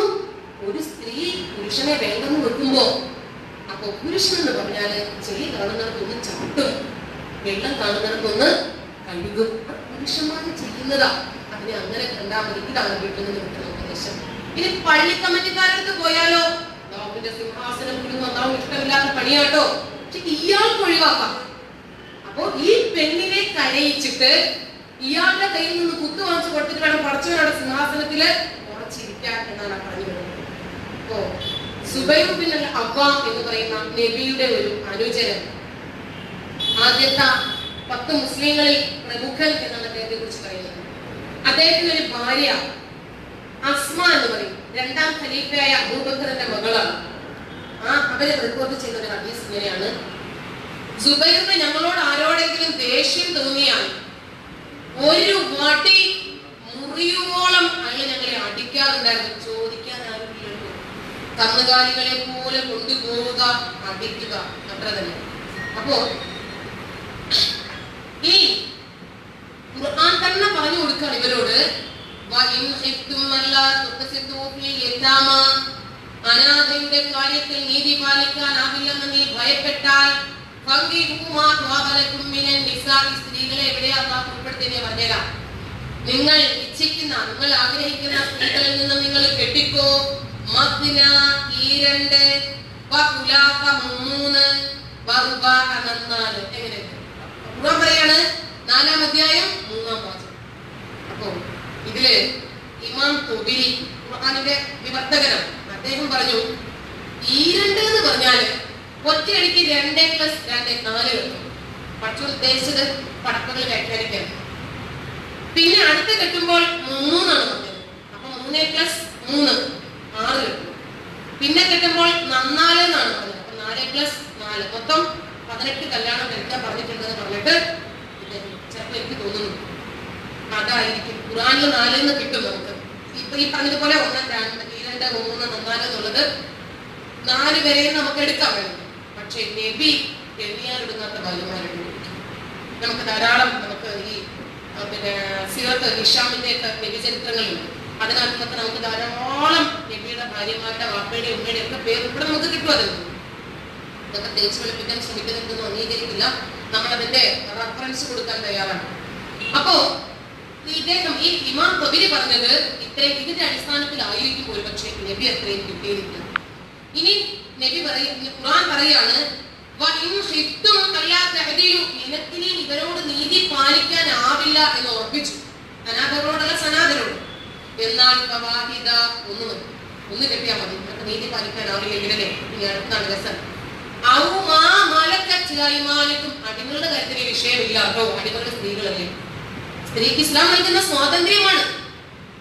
പടച്ചവന് പടപ്പുകൾക്കിടയിൽ അടിമ ഉടമ സമ്പ്രദായം ഉണ്ടാക്കാൻ പാടുണ്ടോ? പടച്ചവന്റെ ദൃഷ്ടിയിൽ എല്ലാ മനുഷ്യന്മാരും സമന്മാരായിരിക്കണ്ടേ? അടിമകളായി പിടിച്ചു കൊണ്ടുവരുന്നവർക്ക് എന്താ മനസ്സും മജ്ജയും മാംസവും ഒന്നുമില്ലേ? അവരെ എന്താ മനുഷ്യന്മാരിൽ ഉൾപ്പെടുത്താൻ പറ്റും? അവര് മനുഷ്യരല്ലേ? അപ്പോ വലം കൈ ഉടമപ്പെടുത്തിയ അടിമകളാണെങ്കിൽ നീതിയും പാലിക്കണ്ട, കെട്ടലും വേണ്ട, നിനക്ക് എണ്ണവും വേണ്ട, ആയിക്കോ എന്നിട്ട് പറയാണ് നിങ്ങള് അതിന് ലംഘിക്കാതിരിക്കാൻ നിങ്ങൾക്ക് അതാ നല്ലത് കേട്ടോ. ഏത് സനാഥരാണെങ്കിൽ നിങ്ങൾ എന്ത് ചെയ്യും? ചിലപ്പോൾ നിങ്ങൾ നീതി പാലിക്കില്ല. അനാഥരാണെങ്കിലോ നീതി പാലിക്കാനാവില്ലെങ്കിൽ കെട്ടണ്ടെന്ന് പറഞ്ഞിട്ടുമുണ്ട്. അതിനേക്കാൾ നല്ലത് അടിമകളുടെ പിന്നായിരിക്കും പഠിച്ചു. ഇനി ഇവിടെ എന്ന് പറഞ്ഞു. അറബിയില് ഗ്രാമർ അർത്ഥത്തില് മാ എന്ന് ഉപയോഗിക്കുന്നത് അചേതന വസ്തുക്കള്, അതുപോലെ മൃഗങ്ങള്, മനുഷ്യന് മൻ എന്നാണ് ഉപയോഗിക്കുന്നത്. അപ്പൊ ഇവിടെ ബൈലാവി എന്ന് പറയുന്ന ഒരു ഇമാം ഈ ഖുർആനിന്റെ വിവർത്തകനാണ്. ഇതൊക്കെ നമ്മുടെ പൊതുസമൂഹം, ഇസ്ലാമിലുള്ള എല്ലാ സംഘടനാ സമൂഹങ്ങളും അംഗീകരിക്കുന്ന ആൾക്കാരാണ് ഇവരും. അദ്ദേഹം പറയുന്നത് മാ എന്ന് പറഞ്ഞാൽ മനുഷ്യനെ രൂപത്തിലല്ല സ്ത്രീ എന്നാണ്. അപ്പോ മൃഗങ്ങളോ അല്ലെങ്കിൽ അചേതന വസ്തുക്കളുടെ ഒക്കെ രൂപത്തിലാണ് സ്ത്രീ. അപ്പോ ഇങ്ങനെ വരണമെങ്കിൽ ഒരു വീട്ടില് ഒരു പുരുഷൻ വീട് നിറയെ സ്ത്രീകൾ, അന്നതൊക്കെ ആഢ്യത്വമായിരുന്നു എന്നാണ് പറയുന്നത്, അലങ്കാരമായിരുന്നു എന്നാണ് പറയുന്നത്. ഇങ്ങനെ ധാരാളം സ്ത്രീകൾ വരണമെങ്കിൽ ഒന്ന് അവർക്ക് പൊതുബോധം നിഷേധിക്കപ്പെടും. രണ്ടാമതായി അവർക്ക് അക്ഷരാഭ്യാസം കൊടുക്കരുത്. എന്റെ ഉമ്മ 85 വയസ്സുണ്ട്, ഇന്നും എന്റെ വാപ്പച്ചിയുടെ പേര് പറയില്ല. പേര് പറയാൻ പാടില്ലല്ലോ. അറബിയിൽ എഴുതിയ ഒരു സിനിമാ പോസ്റ്റർ കൊണ്ടു കൊടുത്താല് ഒന്നും എടുത്ത് കഴിഞ്ഞാലും കഴുകിയിട്ടത് ഭയഭക്തി ബഹുമാനത്തോടുകൂടി വന്ന് വാങ്ങിച്ച് മെത്തരടി കൊണ്ടുവിട്ട് കഴിയും. കാരണം ഇവർക്ക് അക്ഷരാഭ്യാസം ഇല്ല. മദ്രസയുടെ നിയമം, മദ്രസ എന്ന് പറഞ്ഞ സ്കൂള്, അതിന്റെ നിയമം നരകത്തിന്റെ നിയമമാണെന്ന് അവരെ പഠിപ്പിച്ചത്. നല്ല മലയാള ഭാഷ കാഫിറിന്റെ, അതായത് മറ്റു ജാതിക്കാരുടെ ഭാഷയാണ് മലയാള ഭാഷയെന്ന് പഠിപ്പിച്ചിരുന്ന ഒരു കാലഘട്ടം ഉണ്ടായിരുന്നു. ഇംഗ്ലീഷ് എന്ന് പറഞ്ഞാൽ നരകത്തിന്റെ ഭാഷയാണ്, അതുകൊണ്ട് ഇംഗ്ലീഷ് പഠിക്കാൻ പാടില്ല. മലയാളം കാഫിറിന്റെ ഭാഷയായതുകൊണ്ട് മലയാളവും പഠിക്കാൻ പാടില്ല എന്ന് പറഞ്ഞിരുന്നു. അങ്ങനെയാണ് മലപ്പുറം, കോഴിക്കോട് സ്ഥലങ്ങളിലൊക്കെ ഇയ്യ്, ഇജ്ജ്, കുത്തിയിരിക്കുന്നതൊക്കെ പറഞ്ഞില്ലേ, അന്ന് പള്ളി മിമ്പറുകളിൽ, അതായത് കുത്തുബ ജുമുഅ ഒക്കെ നടക്കുന്ന കുത്തുബകളില് ഇമാമുമാര് പ്രാർത്ഥിക്കാറുണ്ടായിരുന്നു, നല്ല മലയാള ഭാഷ സംസാരിക്കുന്നവരിൽ നീ ഞങ്ങളെ ഉൾപ്പെടുത്തരുതേ എന്ന് പറഞ്ഞിട്ട്. അന്ന് തംപുരാനെ എന്നായിരുന്നു പറയുന്നത്. തമ്പുരാൻ എന്ന് പറഞ്ഞാൽ നല്ല മലയാളമായി പോകൂലേ, അങ്ങനെയാണ് ഈ ഭാഷ ഇങ്ങനെ വക്രതയിൽ മറ്റുള്ളവർക്ക് മനസ്സിലാക്കാൻ സാധിക്കാത്ത രൂപത്തിലുള്ള ഭാഷ വന്നത്. നല്ല മലയാളം സംസാരിക്കാൻ പാടില്ല എന്ന് അന്ന് പണ്ഡിതന്മാര് പഠിപ്പിച്ചിരുന്നതിന്റെ അടിസ്ഥാനത്തിലാണ്. അപ്പോ അന്നും ഇവിടെ 100 വർഷം 150 വർഷമൊക്കെ പഴക്കമുള്ള കൺവെർഷൻ സെന്ററുകൾ ഉണ്ടായിരുന്നു. മതം മാറ്റുന്ന ഈ പൊന്നാനി മൗലത്തുൽ ഇസ്ലാം സഭ പോലെ, കോഴിക്കോട് തർബിയത്തുൽ ഇസ്ലാം പോലെയൊക്കെയുള്ള മതം മാറ്റൽ കേന്ദ്രങ്ങളുണ്ട്. പക്ഷേ അക്ഷരാഭ്യാസമുള്ള സ്കൂളുകളില്ല. അന്ന് ഇവിടെ വടകരയ്ക്കടുത്ത് കോട്ടയം താലൂക്ക് എന്ന് പറഞ്ഞൊരു സ്ഥലമുണ്ടായിരുന്നു. ഇന്ന് കോട്ടയം താലൂക്ക് ഇല്ല. അവിടെ കഴിഞ്ഞ ദിവസം എനിക്കൊരു പ്രോഗ്രാം ഉണ്ടായിരുന്നു. കതിരൂർ, അവിടെ ആ സ്ഥലത്ത് ഒരു മദ്രസ. ആ മദ്രസയില് എങ്ങനെയെങ്കിലും ഒന്ന് ഭാഷ പഠിപ്പിക്കണം, ഇവരെ എഴുത്തും വായനയും പഠിപ്പിക്കണമല്ലോ. ബ്രിട്ടീഷ് ഇന്ത്യ ഭാഷ പഠിപ്പിക്കുന്നവർക്ക് ഒരു ഗ്രാന്റ് നിശ്ചയിച്ചു കൊടുത്തു. അങ്ങനെയെങ്കിലും ഇവരൊന്ന് പഠിക്കട്ടെ. ആ കാലത്ത് അന്നത്തെ അറബി മദ്രസകളിലെല്ലാം രാവിലെ മുതൽ വൈകുന്നേരം വരെ പഠനമാക്കി. കാരണം ഇത് ഇവിടെ നിന്ന് വിട്ടാലല്ലേ ഇവരെ പഠിക്കുകയുള്ളൂ ഭാഷ. പിന്നീട് ബ്രിട്ടീഷ് ഗവൺമെന്റ് ഒരു കാര്യം തീരുമാനിച്ചു, നിങ്ങൾ ഇവിടെ തന്നെ മതം പഠിപ്പിച്ചോ, അതിന്റെ കൂടെ ഏതെങ്കിലും കുറച്ച് സമയം നിങ്ങൾ ഇവരെ ഭാഷ പഠിപ്പിക്കണം, മലയാള ഭാഷ എഴുതാനും വായിക്കാനും പഠിപ്പിക്കണം. അങ്ങനെ ഇവർക്ക് ഒരു ഗ്രാന്റ് നിശ്ചയിച്ചു. ഞങ്ങൾ അവിടെ പറഞ്ഞിരുന്നു, അറിയാത്തവർക്ക് വേണ്ടി പറയുന്നു. അപ്പൊ ഈ ഗ്രാന്റ് നിശ്ചയിച്ചു കൊടുത്തപ്പോ ശരി, ഒരു പുരോഗമനവാദിയായ മാനേജർ അത് സംബന്ധിച്ച് പഠിപ്പിക്കാമെന്ന് തോന്നുന്നു. കുറച്ചു ദിവസം കഴിഞ്ഞപ്പോ ഇൻസ്പെക്ഷൻ ആള് വന്നു. ഇൻസ്പെക്ഷന് ആള് വന്നപ്പോഴേക്ക് അന്ന് എഡ്യൂക്കേഷൻ ഇൻസ്പെക്ടർ വരുന്നു. അപ്പൊ അദ്ദേഹം വന്നു. ഇദ്ദേഹം പറഞ്ഞു, ഈ സ്കൂൾ മാനേജർ പറഞ്ഞു, ഇനി ഞാൻ ഭാഷ പഠിപ്പിക്കില്ല. അതെന്താ കാരണം? ഞാനൊരു സ്വപ്നം നോക്കി. എന്റെ കൂടെയുള്ള എല്ലാ കൂട്ടുകാരായ അധ്യാപകരും മാനേജർമാരും ഒക്കെ സ്വർഗത്തിൽ ഇങ്ങനെ വരിവരിയായി പോകുന്നു. ഞാൻ എത്തിയപ്പോൾ ബ്രേക്കായി. എന്താ കാരണം? ഞാൻ ഭാഷ പഠിപ്പിക്കുന്നു. കാരണം എന്റെ ഉദ്ദേശം ശരിയല്ല. എന്റെ ഉദ്ദേശം ഈ ഗ്രാൻഡാണ്, അതുകൊണ്ട് ഞാൻ പഠിപ്പിക്കില്ല. ആ കാലത്ത് നിന്ന് ഇന്ന് ഇസ്ലാം സമൂഹം വിദ്യാഭ്യാസ സ്ഥാപനങ്ങൾക്ക് വേണ്ടി മത്സരിക്കുന്നു. കൽക്കട്ടയിൽ മെഡിക്കൽ കോളേജ് വന്നപ്പോൾ ശവം കീറി മുറിക്കുന്ന ഏർപ്പാടിന് മുസ്ലിങ്ങളിൽ നിന്ന് നാളെ കിട്ടില്ല എന്ന് പറഞ്ഞിട്ട് ഒറ്റ ഒരാളെയും പഠിപ്പിക്കാൻ വിട്ടില്ല. പണ്ഡിതന്മാർ സമ്മതിച്ചില്ല. അന്ന് മറ്റു മതസ്ഥർ അവിടെ ഒരു അഡ്മിഷൻ കിട്ടാൻ വേണ്ടിയിട്ട് ഓടി നടക്കുന്ന കാലഘട്ടമായിരുന്നു. ഒരു ലക്ഷദ്വീപിൽ സ്കൂൾ തുടങ്ങിയപ്പോൾ പഠിക്കാൻ പാടില്ല. ഒടുവില് ഒരുപാട് പണ്ഡിതന്മാരുടെ ഉപദേശങ്ങളൊക്കെ വരുത്തി, അവരുടെ അഭിപ്രായങ്ങളൊക്കെ വരുത്തി ആ കുഴപ്പമില്ലാന്ന്. പിന്നീട് പെണ്ണിന് പറ്റുമോന്നായി. ആ കാലഘട്ടത്തിൽ വിദ്യാഭ്യാസവും വിവരവും പൊതുബോധവും ഒക്കെ നഷ്ടപ്പെട്ടിരുന്നു. ഈ സനത്തുള്ള മക്കീത്തങ്ങള് വക്കം മൗലവിയൊക്കെ ഈ പുരോഗമനത്തിന് വേണ്ടിയിട്ട് അക്ഷരാഭ്യാസം പഠിക്കുന്നതിന് വേണ്ടി ആൾക്കാരെ ഇങ്ങനെ കുറച്ചൊക്കെ പുരോഗമനം വന്നതും ആൾക്കാരെ ബോധവൽക്കരണം നടത്തിയതുമൊക്കെ അത്തരം ആൾക്കാർ തന്നെയാണ്. അവര് തന്നെയാണ് ഇന്നത്തെ ഈ പുരോഗമനത്തിന്റെ ഏറ്റവും വലിയ പാത തെളിച്ച് തന്നവര്.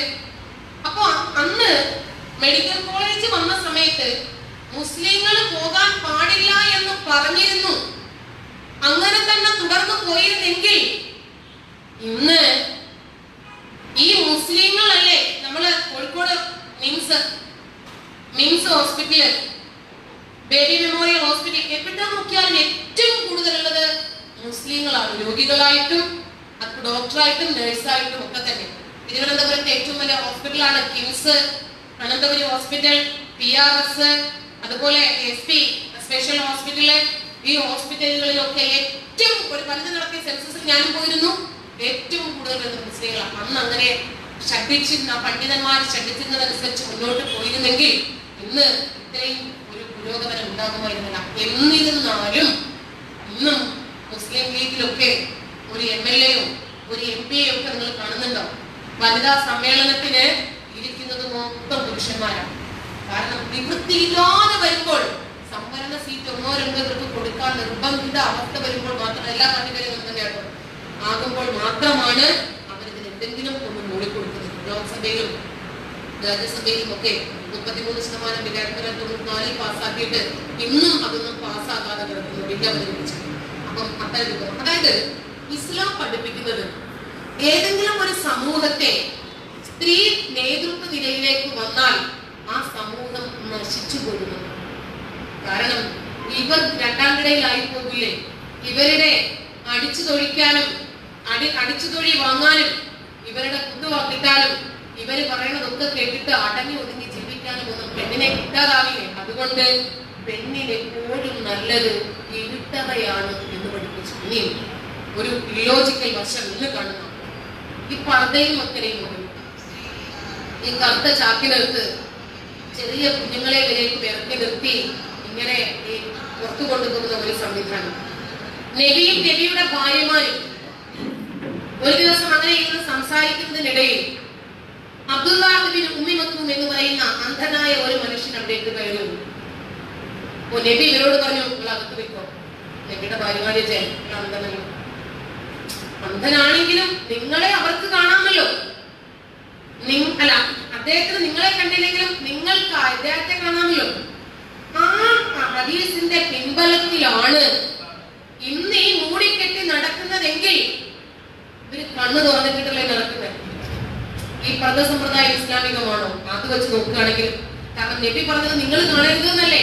ഏതെങ്കിലും ഒരു പുരുഷൻ മറച്ചുകൊണ്ട് നടക്കുന്നുണ്ടോ? ഇവർക്ക് കാണാൻ വിചാരിച്ചിട്ട് പുരുഷന് സ്വർഗം ലഭിക്കണമെങ്കിൽ, പുരുഷന് പ്യൂരിറ്റി ലഭിക്കണമെങ്കിൽ, അവന്റെ വിശ്വാസം പൂർത്തീകരിക്കണമെങ്കിൽ, അവന് മോഹവും കാമവും ജനിച്ച് ഒരു സ്ത്രീയെ കയറി പിടിക്കാതിരിക്കണമെങ്കിൽ പെണ്ണ് പൊതിയണം, പെണ്ണടങ്ങണം, പെണ്ണ് അടിമയാകണം, പെണ്ണ് വീട്ടിനുള്ളിൽ കഴിയണം. കാരണം നബി പറഞ്ഞു, ഈ ലോകം മുഴുവനും വിഭവങ്ങളാണ്, പക്ഷേ അതിലേറ്റവും നല്ല വിഭവം സദ്വൃത്തയായ സ്ത്രീയാണ്. സദ്വൃത്താൻ ഉദ്ദേശിക്കുന്നത് എന്താ? തല്ലുമ്പോൾ കൊള്ളണം, തലോടുമ്പോൾ അനുഭവിക്കണം. അതാണ്. എങ്ങനെയെന്നറിയാമോ?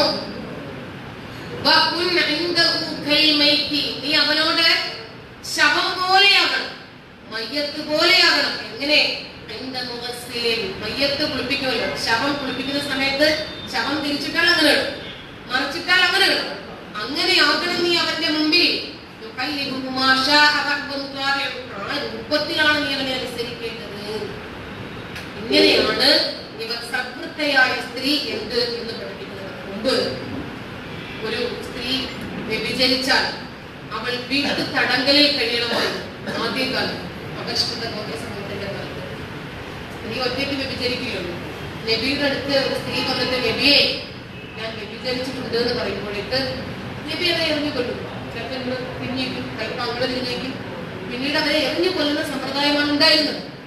നബി ചോദിക്കണ്ടേ, നിന്നെ ബലാത്സംഗം ചെയ്തതാണോ, അതോ നീ സ്വമേധയാ ചെയ്തതാണോ? ഇനി നീ ഒറ്റയ്ക്ക് ചെയ്യില്ലല്ലോ, ആരാണ് മറ്റേ കക്ഷി? അയാളെ ശിക്ഷിക്കാത്തിടത്തോളം ഈ എറിഞ്ഞുകൊല്ല് നിലയ്ക്കുമോ? ഇനിയും ആവർത്തിക്കില്ലേ? പുരുഷന് പ്രചോദനമല്ലേ? ഇയാൾക്ക് ദേഷ്യമുള്ള ഒരു പെണ്ണിനെ കയറി പിടിച്ചാൽ മതിയല്ലോ, അവള് പോയി അവിടെ പറയും എറിഞ്ഞുകൊല്ലും, ഇയാൾ രക്ഷപ്പെടും. ഇന്ന് പാകിസ്ഥാനിലൊക്കെ നിലനിൽക്കുന്ന നിയമമാണ്. അപ്പൊ പാകിസ്ഥാനിൽ വന്നിട്ട് ഒരു പെണ്ണ് വന്നിട്ട് ആ പിന്നെ രാജാവ് അല്ലെങ്കിൽ മന്ത്രിസഭ അവരോട് പറഞ്ഞു, ഞാൻ വ്യതിചരിച്ചിട്ടുണ്ട്, എറിഞ്ഞു കൊന്നു. ആരാണ് ഉത്തരവാദി? ആരാണ് ഇത് ചെയ്യിപ്പിച്ചത്? എന്റെ സാഹചര്യങ്ങൾ. ഇനി പുരുഷനാണെങ്കിലോ ഇയാൾ തൗബ ചെയ്യണം. ഒരു ടെക്നിക്കൽ ഉണ്ടായിപ്പാണ്. അപ്പൊ ഇയാള് പറയുന്നത്, കുറച്ചോനെ ചെയ്തുപോലെ തന്നെ മതി. എത്ര നല്ല നിയമമാണ് നോക്കി, സ്ത്രീകളെ ആദരിക്കുന്ന മതത്തിന്റെ നിയമം. പിന്നീട് 100 അടി വന്നു, പിന്നീട് 80 അടി വന്നു. സ്ത്രീകളാണെങ്കിൽ എറിഞ്ഞു കൊല്ലണം എന്നാണ് ഹദീസിലുള്ളത്. ഖുർആൻ പറഞ്ഞു 80 അടി കൊടുക്കും. ഇനി വേറെ വലിയ രസകരമായ വിഷയങ്ങളൊക്കെ അതിലുണ്ട്. ഇനി ഈ സ്ത്രീയുടെയും പുരുഷന്റെയും വിവേചനം ജനിക്കുന്നത് മുതലേ തുടങ്ങും. കാരണം അന്ന് ലിംഗനിർണയം ഒന്നും ഇല്ലാത്തത് കൊണ്ടായിരിക്കും ജനിക്കുന്നത് മുതലാക്കിയത്. അല്ലെങ്കിൽ നേരത്തെ തന്നെ തുടങ്ങിയത്. ഒരു ആൺകുട്ടിയാണ് ജനിക്കുന്നതെങ്കിൽ 2 ആടിനെ അറുക്കുന്ന സമ്പ്രദായമുണ്ട്. കുഞ്ഞ് ജനിച്ചു കഴിഞ്ഞാൽ പാവപ്പെട്ട ആടിന് ജീവിതം പോയി.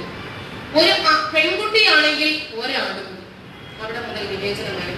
ഇനി പിന്നെ മുല കുടിക്കുന്ന ആൺകുട്ടിയാണ് മൂത്രമൊഴിച്ചതെങ്കിൽ അതിന് മാലിന്യമില്ല, അതിന് വെള്ളം ഇങ്ങനെ കുടഞ്ഞാൽ മതി.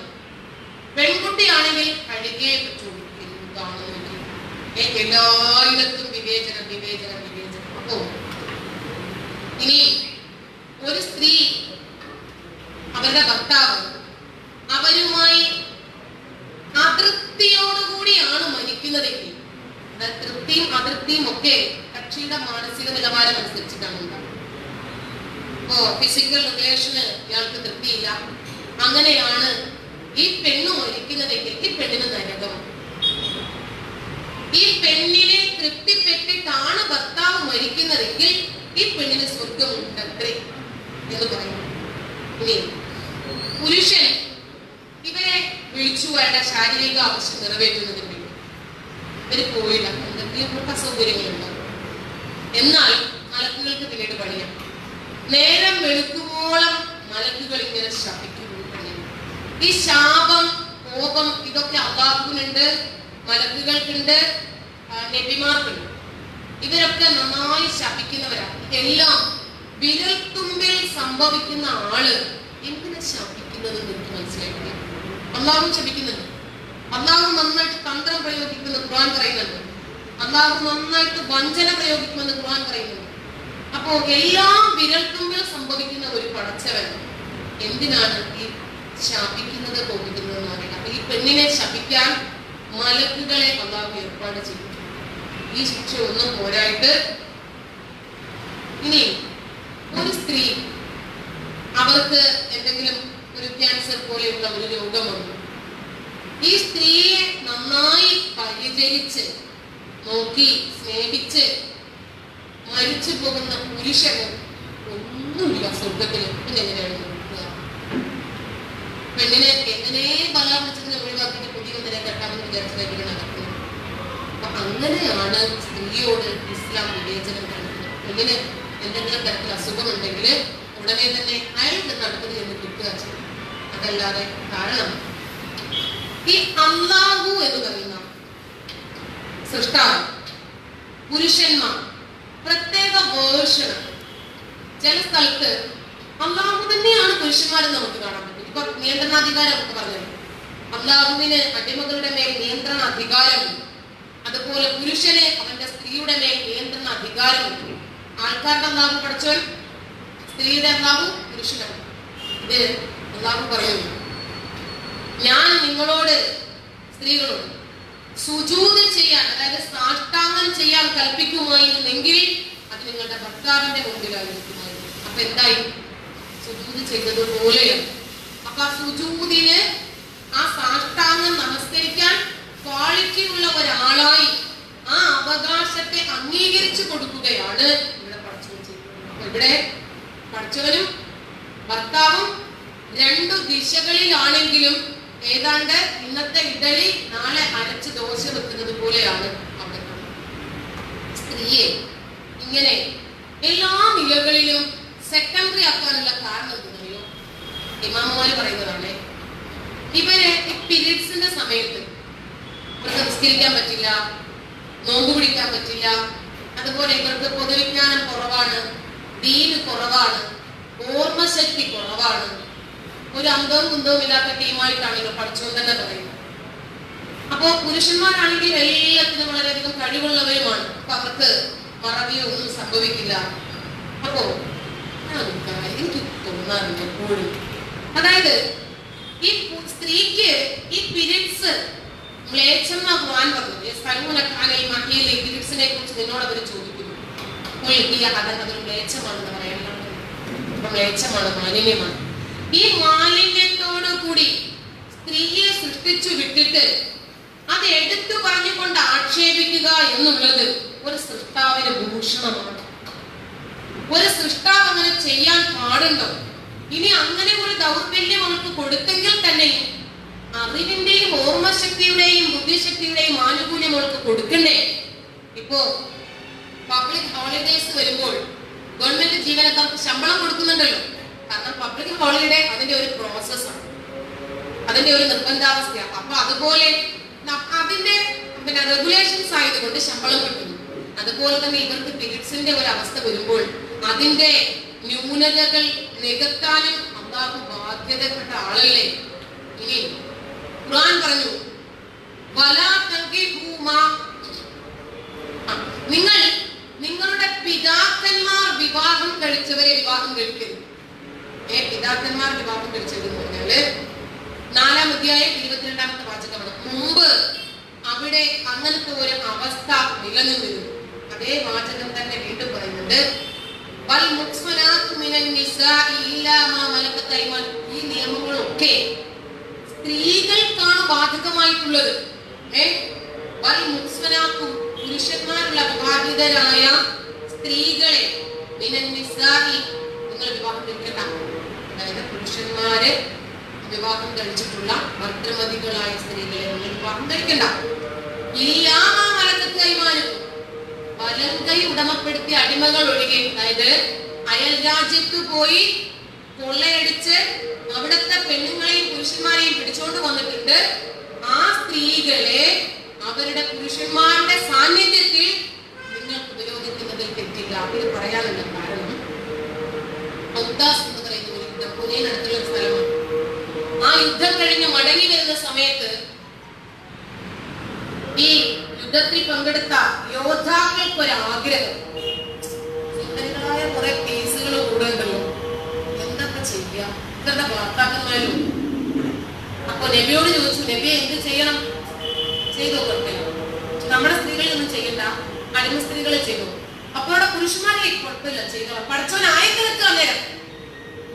അപ്പോ ഓരോ സാഹചര്യത്തിനൊത്തും ആ സമയത്ത് നബി എന്ത് ചിന്തിക്കുന്നുവോ അതിനനുസരിച്ച് അള്ളാഹു വാചകങ്ങൾ ഇറക്കി കൊടുക്കുന്നു. അടിമ സ്ത്രീകളെ പുരുഷന്മാരുണ്ടെങ്കിലും നിങ്ങൾ ചെയ്തോ കുഴപ്പമില്ല, പക്ഷേ നമ്മുടെ സ്ത്രീകളെ, അതായത് മുസ്ലിം സ്ത്രീകളെ ഒന്നും നിങ്ങൾ ചെയ്യേണ്ട. ഇനി ഈ വാചകത്തിൽ തന്നെ, അതായത് 4-ാം അധ്യായം 24-ാമത്തെ വാചകം, സമയക്കുറവായതുകൊണ്ട് ഞാൻ ആ വാചകം വായിക്കുന്നില്ല. ഈ വാചകത്തിൽ തന്നെ താൽക്കാലിക വിവാഹത്തിന് അനുമതിയും നൽകുന്നുണ്ട്. ഇത് ദുർബലപ്പെട്ടു പോവുകയോ ഈ വാചകം തെറ്റാണെന്ന് പറഞ്ഞിട്ട് മറ്റൊരു വാചകം അല്ലാതെ ഇറക്കുകയോ ചെയ്തിട്ടില്ല. ഈ ഇതിനെ സംബന്ധിച്ച് ഒരൊറ്റ വാചകമേ അറിയുള്ളൂ. അതായത് മുത്അ വിവാഹം എന്നാണ് പറയുക. താൽക്കാലിക വിവാഹം എവിടെയെങ്കിലും കുറച്ച് നാള് വിട്ടുനിന്നു, അപ്പോഴത്തേക്കിന് ഒരു മാസത്തേക്ക് എത്ര അതിന്റെ റേറ്റ് 2 ലക്ഷം രൂപ. ശരി, 2 ലക്ഷം രൂപ ഒരു മാസം ആകുമ്പോഴേക്ക് ഇവരെ ഉപയോഗിച്ചു കഴിഞ്ഞാൽ ഓട്ടോമാറ്റിക്കായിട്ട് കാലാവധി വാലിഡിറ്റി തീർന്നതോടുകൂടി അതങ്ങ് എക്സ്പയർഡ് ആകും. നമ്മുടെ ഫോണിന്റെ റീചാർജ് തീരുന്നത് പോലെ അതങ്ങ് അസാധുവായി. ഇതിലുണ്ടാകുന്ന മക്കൾക്ക് ഇയാളുടെ അവകാശം വേണ്ടിപ്പെടുന്ന ചെലവിന് കൊടുക്കേണ്ട കാര്യമൊന്നും ഈ പുരുഷനില്ല. അങ്ങനത്തെ ഒരു ആ വിവാഹം പുരുഷന് അള്ളാഹു കൊടുക്കുന്ന ആനുകൂല്യങ്ങളെ സംബന്ധിച്ചാണ് ഞാൻ പറയുന്നത്. അപ്പോ ഭർത്തൃമതികളെ വിവാഹം കഴിക്കണം. അപ്പൊ ഈ ഒരേ വാചകത്തിൽ തന്നെ ഭർത്തൃമതികളായ സ്ത്രീകളെ വിവാഹം കഴിക്കണ്ട എന്നും അടിമകളെ നിങ്ങൾ വിവാഹം കഴിച്ചില്ലെങ്കിലും സാരമില്ല, അവരെ നിങ്ങൾ ഉപയോഗിക്കാമെന്നും, അതുപോലെ നിങ്ങൾ താൽക്കാലിക വിവാഹം നിങ്ങൾക്ക് അനുവദിച്ചു തന്നിരിക്കുന്നു എന്നും. ദൈവവും നബിയും ഈ സമൂഹത്തെ അന്നത്തെ കാലഘട്ടത്തിൽ എത്രയോ പിന്നിലേക്ക് കൊണ്ടുപോയിട്ടുണ്ട്. അന്ന് ആ നിലപാടുകൾ അവിടെ ഇല്ല. താൽക്കാലിക വിവാഹം ഇല്ലാതിരുന്ന ഒരു സാഹചര്യത്തിൽ പോലും അവർക്ക് താൽക്കാലിക വിവാഹവും അടിമ എല്ലാം പെണ്ണുകൊണ്ടുള്ള ഒരു കളിയാണ്. അപ്പോ വാളുകൊണ്ട് വെട്ടിപ്പിടിച്ചിട്ടാണല്ലോ യുദ്ധം. ഫറസ്തക്ക് എന്ന് പറയുന്ന ഒരു കവി ഇങ്ങനെ പാടി,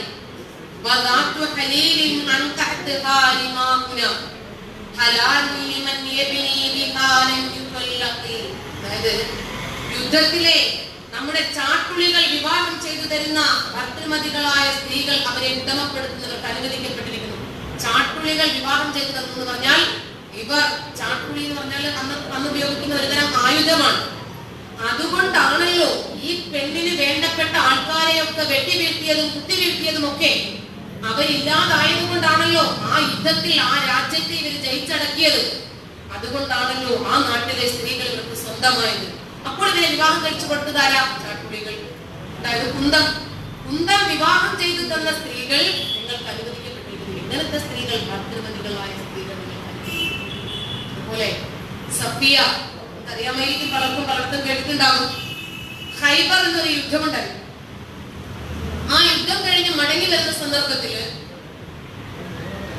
വഴിയിൽ വെച്ച ഈ സഫിയ എന്ന് പറയുന്ന ലേഡിയുടെ ഭർത്താവിനെയും സഹോദരനെയും അതിന്റെ 2-3 ദിവസങ്ങൾക്ക് മുമ്പ് ഈ സ്ത്രീയുടെ മക്കളെയും ഒക്കെ നബിയും കൂട്ടരും വെട്ടിവീഴ്ത്തി.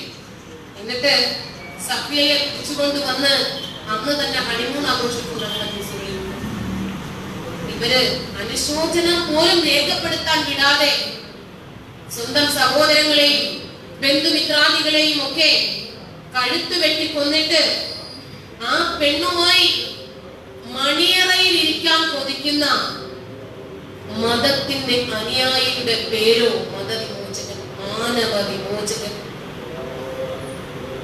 മനസ്സിലാക്കുന്നത്. മാനവരിൽ മഹോന്നതൻ, കാരുണ്യത്തിന്റെ മതം ഇസ്ലാം, ശാന്തിയുടെയും സമാധാനത്തിന്റെയും മതം. അവര് പരസ്പരം കാണുമ്പോൾ തന്നെ ഹസ്തദാനം ചെയ്യുന്നത് അസ്സലാമു അലൈക്കും, നിങ്ങളുടെ മേൽ സമാധാനം ഉണ്ടാകട്ടെ. ആ മതത്തിന്റെ പ്രമാണങ്ങളിൽ ഉള്ളത് സാധാരണക്കാരന്റെ സമാധാനത്തെ നശിപ്പിക്കുന്ന കാര്യങ്ങൾ മാത്രമാണ്. അങ്ങനെ ഖൈബർ യുദ്ധം കഴിഞ്ഞ് മടങ്ങി വരുന്ന വേളയില് സഫിയയുമായി ഒരു ടെന്റൊക്കെ ഉണ്ടാക്കി ഒക്കെ കഴിഞ്ഞു. പുറത്തിറങ്ങി വരുമ്പോൾ അവിടെയുണ്ട് ഊരി പിടിച്ച വാളുമായി ഒരു നബിയുടെ ഒരു അനുചരമുണ്ട്. എന്ത് കാര്യം? അമ്പും വിളിയൊക്കെ ആക്കാന്ന് ഹദീസിലുണ്ട് കേട്ടോ. എന്താ കാര്യം? അത് നബിയെ, അദ്ദേഹത്തിന്റെ പേരാണ് അബൂ അയ്യൂബ് അൻസാരി. അദ്ദേഹം പറയാണ്, നീ എന്ത് ഇവിടെ നിൽക്കുന്നു? അല്ല, ഈ പെണ്ണിന്റെ എല്ലാവരും നിങ്ങൾ കൊന്നല്ലോ, ഇവരെങ്ങാനും നബിയെ എതിർത്താലോ എന്ന് ഞാൻ ഭയപ്പെട്ടു. ഒട്ടാനെ നബി ഒരു പ്രാർത്ഥന, റബ്ബേ ഇദ്ദേഹം എനിക്ക് കാവൽ നിന്നതുപോലെ നീ ഇദ്ദേഹത്തിന് കാവൽ നിൽക്കണേ എന്ന് നബിയുടെ മകലേക്ക് ഒരു പ്രാർത്ഥന. ഇങ്ങനെ വാളുകൊണ്ട് യുദ്ധം, കുന്തം കൊണ്ട് യുദ്ധം. ഇനി നബി തന്നെ, നബിക്ക് അള്ളാഹു തന്നെ വിവാഹം കഴിപ്പിച്ചു കൊടുത്തിട്ടുണ്ട്. സെയ്ദ് അറിയാമായിരിക്കും.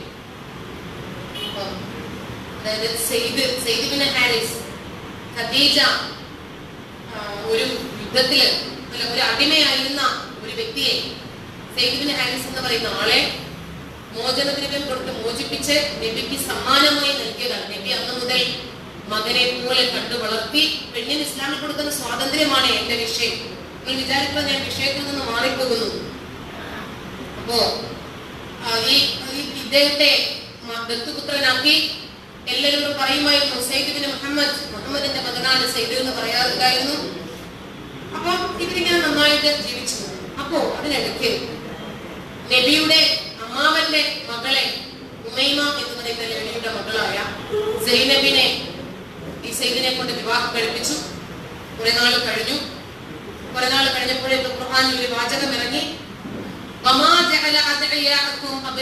നിങ്ങളുടെ മേൽ, നിങ്ങളിലേക്ക് ചേർത്ത് വിളിക്കപ്പെടുന്ന നിങ്ങളുടെ ദത്തുപുത്രന്മാരെ അവൻ നിങ്ങളുടെ പുത്രന്മാരാക്കിയിട്ടില്ല. അതായത് ഇത്രയും നാളും അനാഥനല്ല, നീ സനാഥനാണ്, നിനക്ക് ഞാൻ വാപ്പയാണ്, എന്റെ മകനാണ് നീ എന്ന് പറഞ്ഞ് വിശ്വസിപ്പിച്ച് പെട്ടെന്നൊരു ദിവസം എന്റെ സമ്പത്തിൽ ഒരു ചില്ലി കാശ് നിനക്ക് അവകാശമില്ല കേട്ടോ, നീ എന്റെ മോനൊന്നുമല്ല എന്ന് പറഞ്ഞിട്ട് അവസാനം ഭാര്യയെ പിടിച്ചെടുക്കുന്ന രീതിയൊക്കെ പറയാം.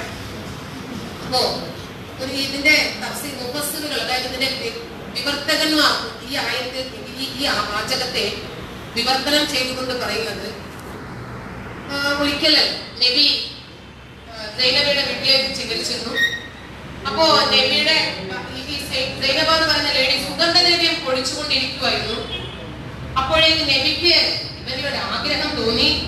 അപ്പൊ നബി അങ്ങനെ ചെന്ന് സൈനബയോട് ഇങ്ങനെ നോക്കിയിരുന്നു. അപ്പോ സൈനബ നബിയുടെ തോളിൽ ഇങ്ങനെ കൈവച്ചു. ഇതൊക്കെ ചരിത്രങ്ങളാണ്, ഇതിനൊക്കെ നമുക്ക് തെളിവ് കൊടുക്കാൻ സാധിക്കും. അപ്പൊ തോളിൽ കൈവച്ചു. അപ്പോഴേക്ക് നബിക്ക് പെട്ടെന്ന് ഉള്ളിലൊരു ആഗ്രഹം, എന്തൊരു ചാരുത, എന്തൊരു സൗന്ദര്യം എന്ന് നബി പറഞ്ഞു.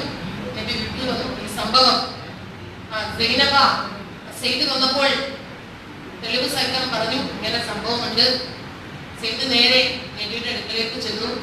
എന്നിട്ട് ചോദിച്ചു, നബിയെ, ഞാൻ സൈനബയെ മൊഴി ചൊല്ലട്ടെ, കാരണം കുലീനത്വം കൊണ്ട് നിങ്ങൾക്കാണ് അവർ ചെയ്യുന്നത്, സ്വതന്ത്രരാക്കപ്പെട്ട അടിമയല്ലോ, അതുകൊണ്ട് നിങ്ങൾക്കാണ് ചെയ്യുന്നത്.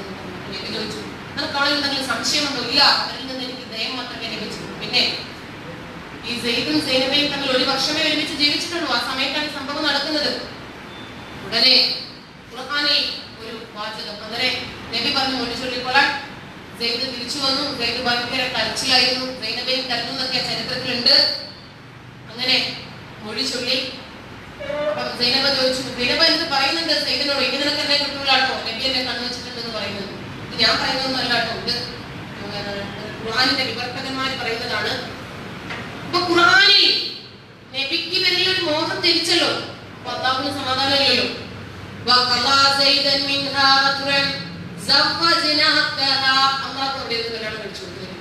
ഏഴാണ് ആകാശത്തിനപ്പുറത്തിരുന്ന് വാളുകൊണ്ട് കല്യാണം നമ്മൾ നോക്കി, കുന്തം കൊണ്ടുള്ള കല്യാണം നമ്മൾ കണ്ടു.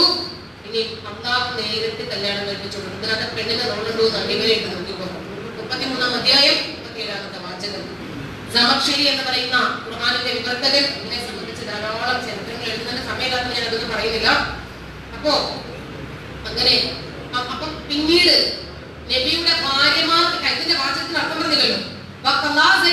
അവളിൽ നിന്ന് സെയ്ദിന്റെ ആവശ്യം പൂർത്തീകരിച്ചു കഴിഞ്ഞപ്പോൾ അവളെ നിനക്ക് നാം വിവാഹം കഴിച്ചു തന്നിരിക്കുന്നു. അപ്പൊ അള്ളാഹു അപ്പോഴത്തെ പിന്നെ വിവാഹം ചെയ്തു കൊടുക്കുന്ന ആമിയായി വിവാഹം കഴിച്ചു എന്നാണ് ഇതിൽ നിന്ന് നമുക്ക് മനസ്സിലാകുന്നത് പെണ്ണിനൊരു റോളുമില്ല. പക്ഷം വിചാരിക്കും നബി അത് നടപ്പിലാക്കി. അതേപോലെ തന്നെ അണയ്ക്കാനും അകറ്റാനും പുരുഷൻ അധികാരമുണ്ട്. ഇപ്പോ എന്റെ ഭർത്താവിന് അതല്ലെങ്കിൽ ഒരു മുസ്ലിം സ്ത്രീയുടെ ഭർത്താവിന് തലാഖ് എന്ന് പറഞ്ഞാല് ഇതിൽ പെട്ടിയും കറക്കി കുട്ടിയെ പറക്കി കൊണ്ടിട്ട് കളിയും കാര്യവും എന്ത് കളി പറഞ്ഞാലും കാര്യമാകുന്ന 3 കാര്യങ്ങളാണ്. 1 വിവാഹം, 2 തലാഖ്, 3 മടക്കിയെടുക്കും. അതായത് ഇപ്പോ പിന്നെ സാറിന്റെ പേരെന്താ? ശശി. നമ്മുടെ ശശി ചേട്ടന്റെ ഭാര്യ അറിയാം. ശശി ചേട്ടന്റെ തൽക്കാലം നമുക്ക് എളുപ്പത്തിന് വേണ്ടിയിട്ട് സുലൈമാനിക്കാരുടെ ഭാര്യ ഗർഭിണിയാണ്. നമ്മുടെ അനിൽഭായി അനിലില്ലേ സന്തോഷം. നമ്മുടെ പിന്നെ കൊല്ലം കർണാടകപ്പള്ളി നമ്മുടെ സന്തോഷ് ഭായിയുടെ ഒരു മകനുണ്ട്. പിന്നെ പറയാണ് സുലൈമാനിക്ക പറയാണ്, എന്റെ ഭാര്യ പ്രസവിക്കുന്നത് പെൺകുട്ടിയാണെങ്കിൽ സന്തോഷ് സാഹിബിന്റെ മകനോട് പറയണം, നിനക്ക് ഞാൻ വിവാഹം കഴിച്ചു തന്നെ. കൂട്ടത്തിരിക്കുമ്പോഴത്തേക്ക് തമാശക്ക് പറയുമല്ലോ, ഇദ്ദേഹത്തിന്റെ ഭാര്യ അബദ്ധത്തിൽ 4 പെൺകുട്ടിയാണെങ്കിൽ അത് ജനിക്കുന്നത് മുതൽ സന്തോഷ് ഭായിയുടെ മരുമകളാണ്. കളിയായി പറഞ്ഞാലും കാര്യമാക്കുക ഹദീസ പ്രമാണമാണിത്. ഇന്ന് മുസ്ലിം ലോകം അംഗീകരിക്കുന്ന പ്രമാണത്തിലുള്ളതാണിത്. നമ്പർ അടക്കം എടുത്തിട്ട് തന്നെ വിമർശിക്കുന്നവരുണ്ട്. സംശയമുള്ളവരുണ്ടെങ്കിൽ നമ്പർ എന്റെ കയ്യിലുണ്ട്. എല്ലാം ഞാനിവിടെ കൊടുക്കുന്നതിനെ ഒക്കെ എന്റെ തെളിവാണ്. ഞാൻ പറയുന്നതിനെല്ലാം തെളിവ് ആധികാരികമായ റഫറൻസ് എന്റെ കയ്യിലെ പൊക്കത്തുണ്ട്. ഇനി ഞാൻ തലാക്കിയിലിരുന്നത് ഇപ്പോ ഒരു മറ്റേ ചേച്ചി ഉമ്മറിന്റെ ഒരു നാടകത്തില് ഒരു മലപ്പുറംകാരൻ അഭിനയിച്ചിട്ട് അയാൾ ഈ നാടകത്തിൽ അഭിനയിച്ചു വന്നപ്പോൾ അറിയാതെ അയാളുടെ ഒരു ഭാഗത്തിന് തലാക്ക് വന്നു. അയാളുടെ ഭാര്യ ഒഴിവാക്കാൻ പറഞ്ഞു. കാരണം കളിക്ക് പറഞ്ഞാലും തലാക്കാവും പോലും. അതുപോലെ ഞാൻ മടക്കിയെടുത്തിട്ടുണ്ട് കേട്ടോ എന്ന് പറഞ്ഞാൽ വീണ്ടും പുനർവിവാഹം. ഇത്രമാത്രം ലളിതമാണ്. ഇപ്പോ ഒരിക്കല് ഈ മലപ്പുറത്ത് നടന്നൊരു കഥയാണ്, സംഭവമാണ്. ഒരു ഉപ്പുപ്പ തന്നെ പറയാൻ പറ്റുള്ളൂ. ഉപ്പുപ്പായ്ക്ക് 4 ഭാര്യമാര്. അപ്പം കൈശു പാത്തു എന്നൊക്കെ ആയിരിക്കുമല്ലോ പേര്. അപ്പൊ 1ാമത്തെ ആളിന്റെ പേര് പാത്തൂന്ന, 4ാമതായുള്ള പുതിയതായിട്ട് കെട്ടിയതിന്റെ പേരും പാത്തൂന്ന. അപ്പം 4ാമത്തെ കെട്ടിയ പെണ്ണിനെ കെട്ടിയിട്ട് 2 മാസമേ ആയിട്ടുള്ളൂ. ഹോസ്പിറ്റലിൽ പോയപ്പോ 2 പാത്തുമാരും കൂടി ആക്കുമല്ലോ, 1ാമത്തെ പാത്തുവും 4ാമത്തെ പാത്തും കൂടി മൂത്രം ടെസ്റ്റ് ചെയ്യാൻ പോയതാ. ആ പോയി ഒക്കെ മടക്കി കെട്ടിയേക്കാണല്ലോ. അപ്പൊ ഡോക്ടറെ അടുത്ത് പോയി. പിന്നെ ഇദ്ദേഹം ഉപ്പുപ്പ വിളിച്ചു പറഞ്ഞു, ഭാര്യമാരാ ഉപ്പുപ്പ വിളിച്ചു പറഞ്ഞു, പാത്തു കയ്യൊന്ന് പുറത്തിട്ട്, അന്ന് മുഖമൊന്നും കാണിക്കില്ലല്ലോ. അപ്പം ബ്ലഡ് എടുക്കാനാണ്. അപ്പൊ ഈ ബ്ലഡ് യൂറിനെ ടെസ്റ്റ് ചെയ്യാൻ പോയി. ബ്ലഡ് എടുത്തത് 1ാമത്തെ പാത്തുവിന്റെ, 4ാമത്തെ പാത്തുവിന്റെ പരിചയമായിട്ടില്ല. അപ്പോ ടെസ്റ്റ് ചെയ്ത് വന്നപ്പോൾ 4 മാസം ഗർഭിണിയാണ്. കല്യാണം കഴിഞ്ഞിട്ട് 2 മാസമായിരുന്നു. ടെസ്റ്റ് ചെയ്തത് 1ാമത്തെ പാത്തുവിന്റെയാണ്. ഇദ്ദേഹം ബന്ധപ്പെട്ടു, ചേട്ടാ ഞാനിവിടെ കെട്ടിയിട്ട് 2 മാസം ഇന്നൊന്നും അവിടെ സംസാരം. ഇപ്പൊ കളി പറഞ്ഞാലും കാര്യം പറഞ്ഞാലും കാര്യത്തിൽ എടുക്കുന്ന വിഷയമാണ് വിവാഹവും വിവാഹമോചനവും പുനർവിവാഹവും. നിങ്ങൾ മനസ്സിലാക്കണം. ഇവരെന്ത് പറയുന്ന ന്യായം. കഴിഞ്ഞ ഒരു വർഷത്തിന് മുമ്പ് തൊലാഖ് സംബന്ധമായിട്ടുള്ള മുത്തലാഖുകളൊക്കെ കേട്ടിട്ടുണ്ടല്ലോ. ഒരു സംബന്ധമായ വിഷയങ്ങൾക്ക് ഞാൻ ചാനലുകളിലൊക്കെ ചർച്ചയ്ക്ക് വന്നു. അപ്പോ ഒരാള് ചാനൽ ചർച്ചയ്ക്ക് മുമ്പ് മനോരമയുടെ ഓഫീസിൽ ഇരിക്കുകയാണ്. അപ്പം ഞാനുമായിട്ട് ഡിബേറ്റിൽ ഇരിക്കുന്ന ആളുമായിട്ടാണ് സംസാരം. അദ്ദേഹത്തിന്റെ പേര് ഞാൻ പറയുന്നത്. ഞങ്ങളിങ്ങനെ സംസാരിച്ചുകൊണ്ടിരുന്നപ്പോഴത്തേക്കും അദ്ദേഹം ചോദിച്ചു, പേരെന്താണ്? ജാമിദ. ഓ, ശവമാണല്ലേ. ജാമിദ എന്ന് പറഞ്ഞാൽ കുറച്ചവൾ എന്നാണ് അർത്ഥം. ഇവര് പറയും ശവമാണ്, മലിനമാണ്. എന്തോ ആവട്ടെ, എന്റെ പേര് ഇനിയിപ്പം സൂക്ഷ്മതയുള്ളവളെന്നാകട്ടെ, അല്ലെങ്കിൽ ദീനീനിഷ്ഠ ഉള്ളവളെന്നാകട്ടെ, എന്തിരിക്കുന്നു അതിൽ കാര്യം? പേരിൽ എന്തിരിക്കുന്നു കാര്യം? നിങ്ങൾ യൂട്യൂബ് തുറന്നാൽ അറിയാം, ജാമിദ എന്ന് പറഞ്ഞാൽ ശവമാണ്, അങ്ങനെയാണ് ഇങ്ങനെയാണ് ചെളിയാണെന്നൊക്കെ പറഞ്ഞിട്ട് ഇങ്ങനെ പറയുന്നുണ്ട്. എന്റെ പേര് ഞാൻ ഇട്ടതല്ല. ഇനി ഞാൻ ഇട്ടതാണെങ്കിലും ഞാൻ പറയുന്ന കാര്യങ്ങളിൽ ഖണ്ഡിക്കാനുണ്ടെങ്കിൽ വസ്തുനിഷ്ഠകൾ പറഞ്ഞുകൊണ്ട് ഖണ്ഡിച്ചാൽ അതല്ലാതെ പേരിന്റെ അർത്ഥമാണ്. അങ്ങനെയാണെങ്കിൽ മൂന്നാം ഖലീഫ ഉസ്മാന്റെ പേര് ഉസ്മാൻ എന്ന പേരിന്റെ അർത്ഥം ഇവരത് പറയുമോ? പിന്നെ മുജാഹിദിന്റെ അമീർ അനസ് മുസ്ലിയാർ എന്ന് പറഞ്ഞ ഒരാളുണ്ട്. അനസാന്ന് മടി കാണിക്കുന്ന അർത്ഥം ഇവർ അംഗീകരിക്കുമോ? ഫൈസൽ എന്നുണ്ട്. ഫൈസൽ എന്ന് പറഞ്ഞാൽ ഖണ്ഡിക്കുന്നവൻ, അടിയുണ്ടാക്കുന്നവൻ, ഭിന്നിപ്പിക്കുന്നവൻ എന്ന അർത്ഥം ഇവർ അംഗീകരിക്കുമോ? പേരിന്റെ അർത്ഥം പറയുമ്പോൾ എല്ലാവരുടെയും പേര് പറയണല്ലോ. അപ്പോ അതുപോട്ടെ. പിന്നെ ഇദ്ദേഹം എന്നോട് ചോദിച്ചു, അപ്പൊ ഞാൻ പറഞ്ഞു അത് ശവമാണല്ലേ. നിങ്ങളുടെ പേര്? അപ്പൊ അയാളുടെ പേരിന്റെ കൂടെ അടിമ എന്ന വാചകം. നിങ്ങൾ ലോകം മുഴുവൻ അടിമയാണ്. ശവമായിട്ട് അടിമയാക്കിട്ട് ജീവിക്കുന്നതിനെക്കാട്ടി നല്ലത് ശവമായിട്ട് ജീവിക്കുന്നതാണ് എന്ന് ഞാൻ പറഞ്ഞു. എന്നിട്ട് അദ്ദേഹം പറഞ്ഞു, നിങ്ങൾ തലാഖിന് അനുകൂലമാണോ പ്രതികൂലമാണോ? ഞാൻ പറഞ്ഞു ന്യായത്തിന്റെ പക്ഷത്താണ് ഞാൻ നിൽക്കുക. നമ്മുടെ ചാനൽ ചർച്ചയ്ക്ക് നേരത്തെ നമ്മുടെ മുമ്പിൽ ഇരുന്ന് നമുക്കൊരു കോഫിയൊക്കെ തന്ന ചാനലിന്റെ സമയം മുമ്പിലേ പോകുള്ളൂ. അപ്പോൾ നിങ്ങൾ അനുകൂലമാണോ പ്രതികൂലം? ന്യായത്തിന്റെ പക്ഷത്താ. അങ്ങനെ അറിയണം. ഫ്ലൈറ്റിൽ പോലും എമർജൻസി എക്സിറ്റ് ഉണ്ട്. ഇതിനകത്തേക്ക് കയറിയാ പുറത്തിറങ്ങണ്ടേ? അനുകൂലമാണോ? പുറത്തിറങ്ങണ്ടേ? ഞാൻ പറഞ്ഞ എമർജൻസി എക്സിറ്റ് പുരുഷന്മാർക്ക് മാത്രമാണോ ഫ്ലൈറ്റില്? സ്ത്രീകൾക്കും ഇല്ലേ? അപ്പൊ ഇവർ മുത്തലാഖ് സമ്പ്രദായം സ്ത്രീകൾക്കും വേണ്ടേ എന്ന് ചോദിച്ചപ്പോ കക്ഷി ഒരടിക്കുന്നു. പിന്നീട് ചാനലിൽ വന്നു. ഞാൻ എന്റെ ഭാഗം വളരെ ക്ലിയർ കട്ടായി തെളിവുകൾ നിരത്തിക്കൊണ്ട് ഞാൻ സമർപ്പിച്ചു. അതിന്റെ പേരില് എന്നെ ഒന്നും ചെയ്യാൻ കഴിയാത്തതിന്റെ പേരിൽ ഒരുപാട് ആക്ഷേപങ്ങളും പിന്നെ ആളെയൊക്കെ വിട്ടു, എന്നെ കൊല്ലാനും ഒക്കെ ആയിട്ട് പോട്ടെ. ഇനി പുരുഷനെ സ്ത്രീയെ അല്ലാത്തെന്ന് പറഞ്ഞിട്ട് അല്ലെങ്കിൽ എനിക്ക് പറയാം. പിന്നെ ഇപ്പം നമ്മുടെ സന്തോഷ് ഭായിക്ക് ശശി ചേട്ടനോട് പറയാം, ചേട്ടാ എന്റെ ഭാര്യ കൊലാക്കിയിരിക്കുന്നത്. അപ്പൊ ഇദ്ദേഹം സൗകര്യം പോലെ മെസ്സേജ് അയച്ചോ? അല്ലെങ്കിൽ അയ്യോ സീതയെ നിന്നെയാണ് തലാക്ക് പറഞ്ഞിട്ടുണ്ടായിരുന്നു. ഇതാണ് ഇവരുടെ വിവാഹമോചനത്തിന്റെയും വിവാഹത്തിന്റെയും.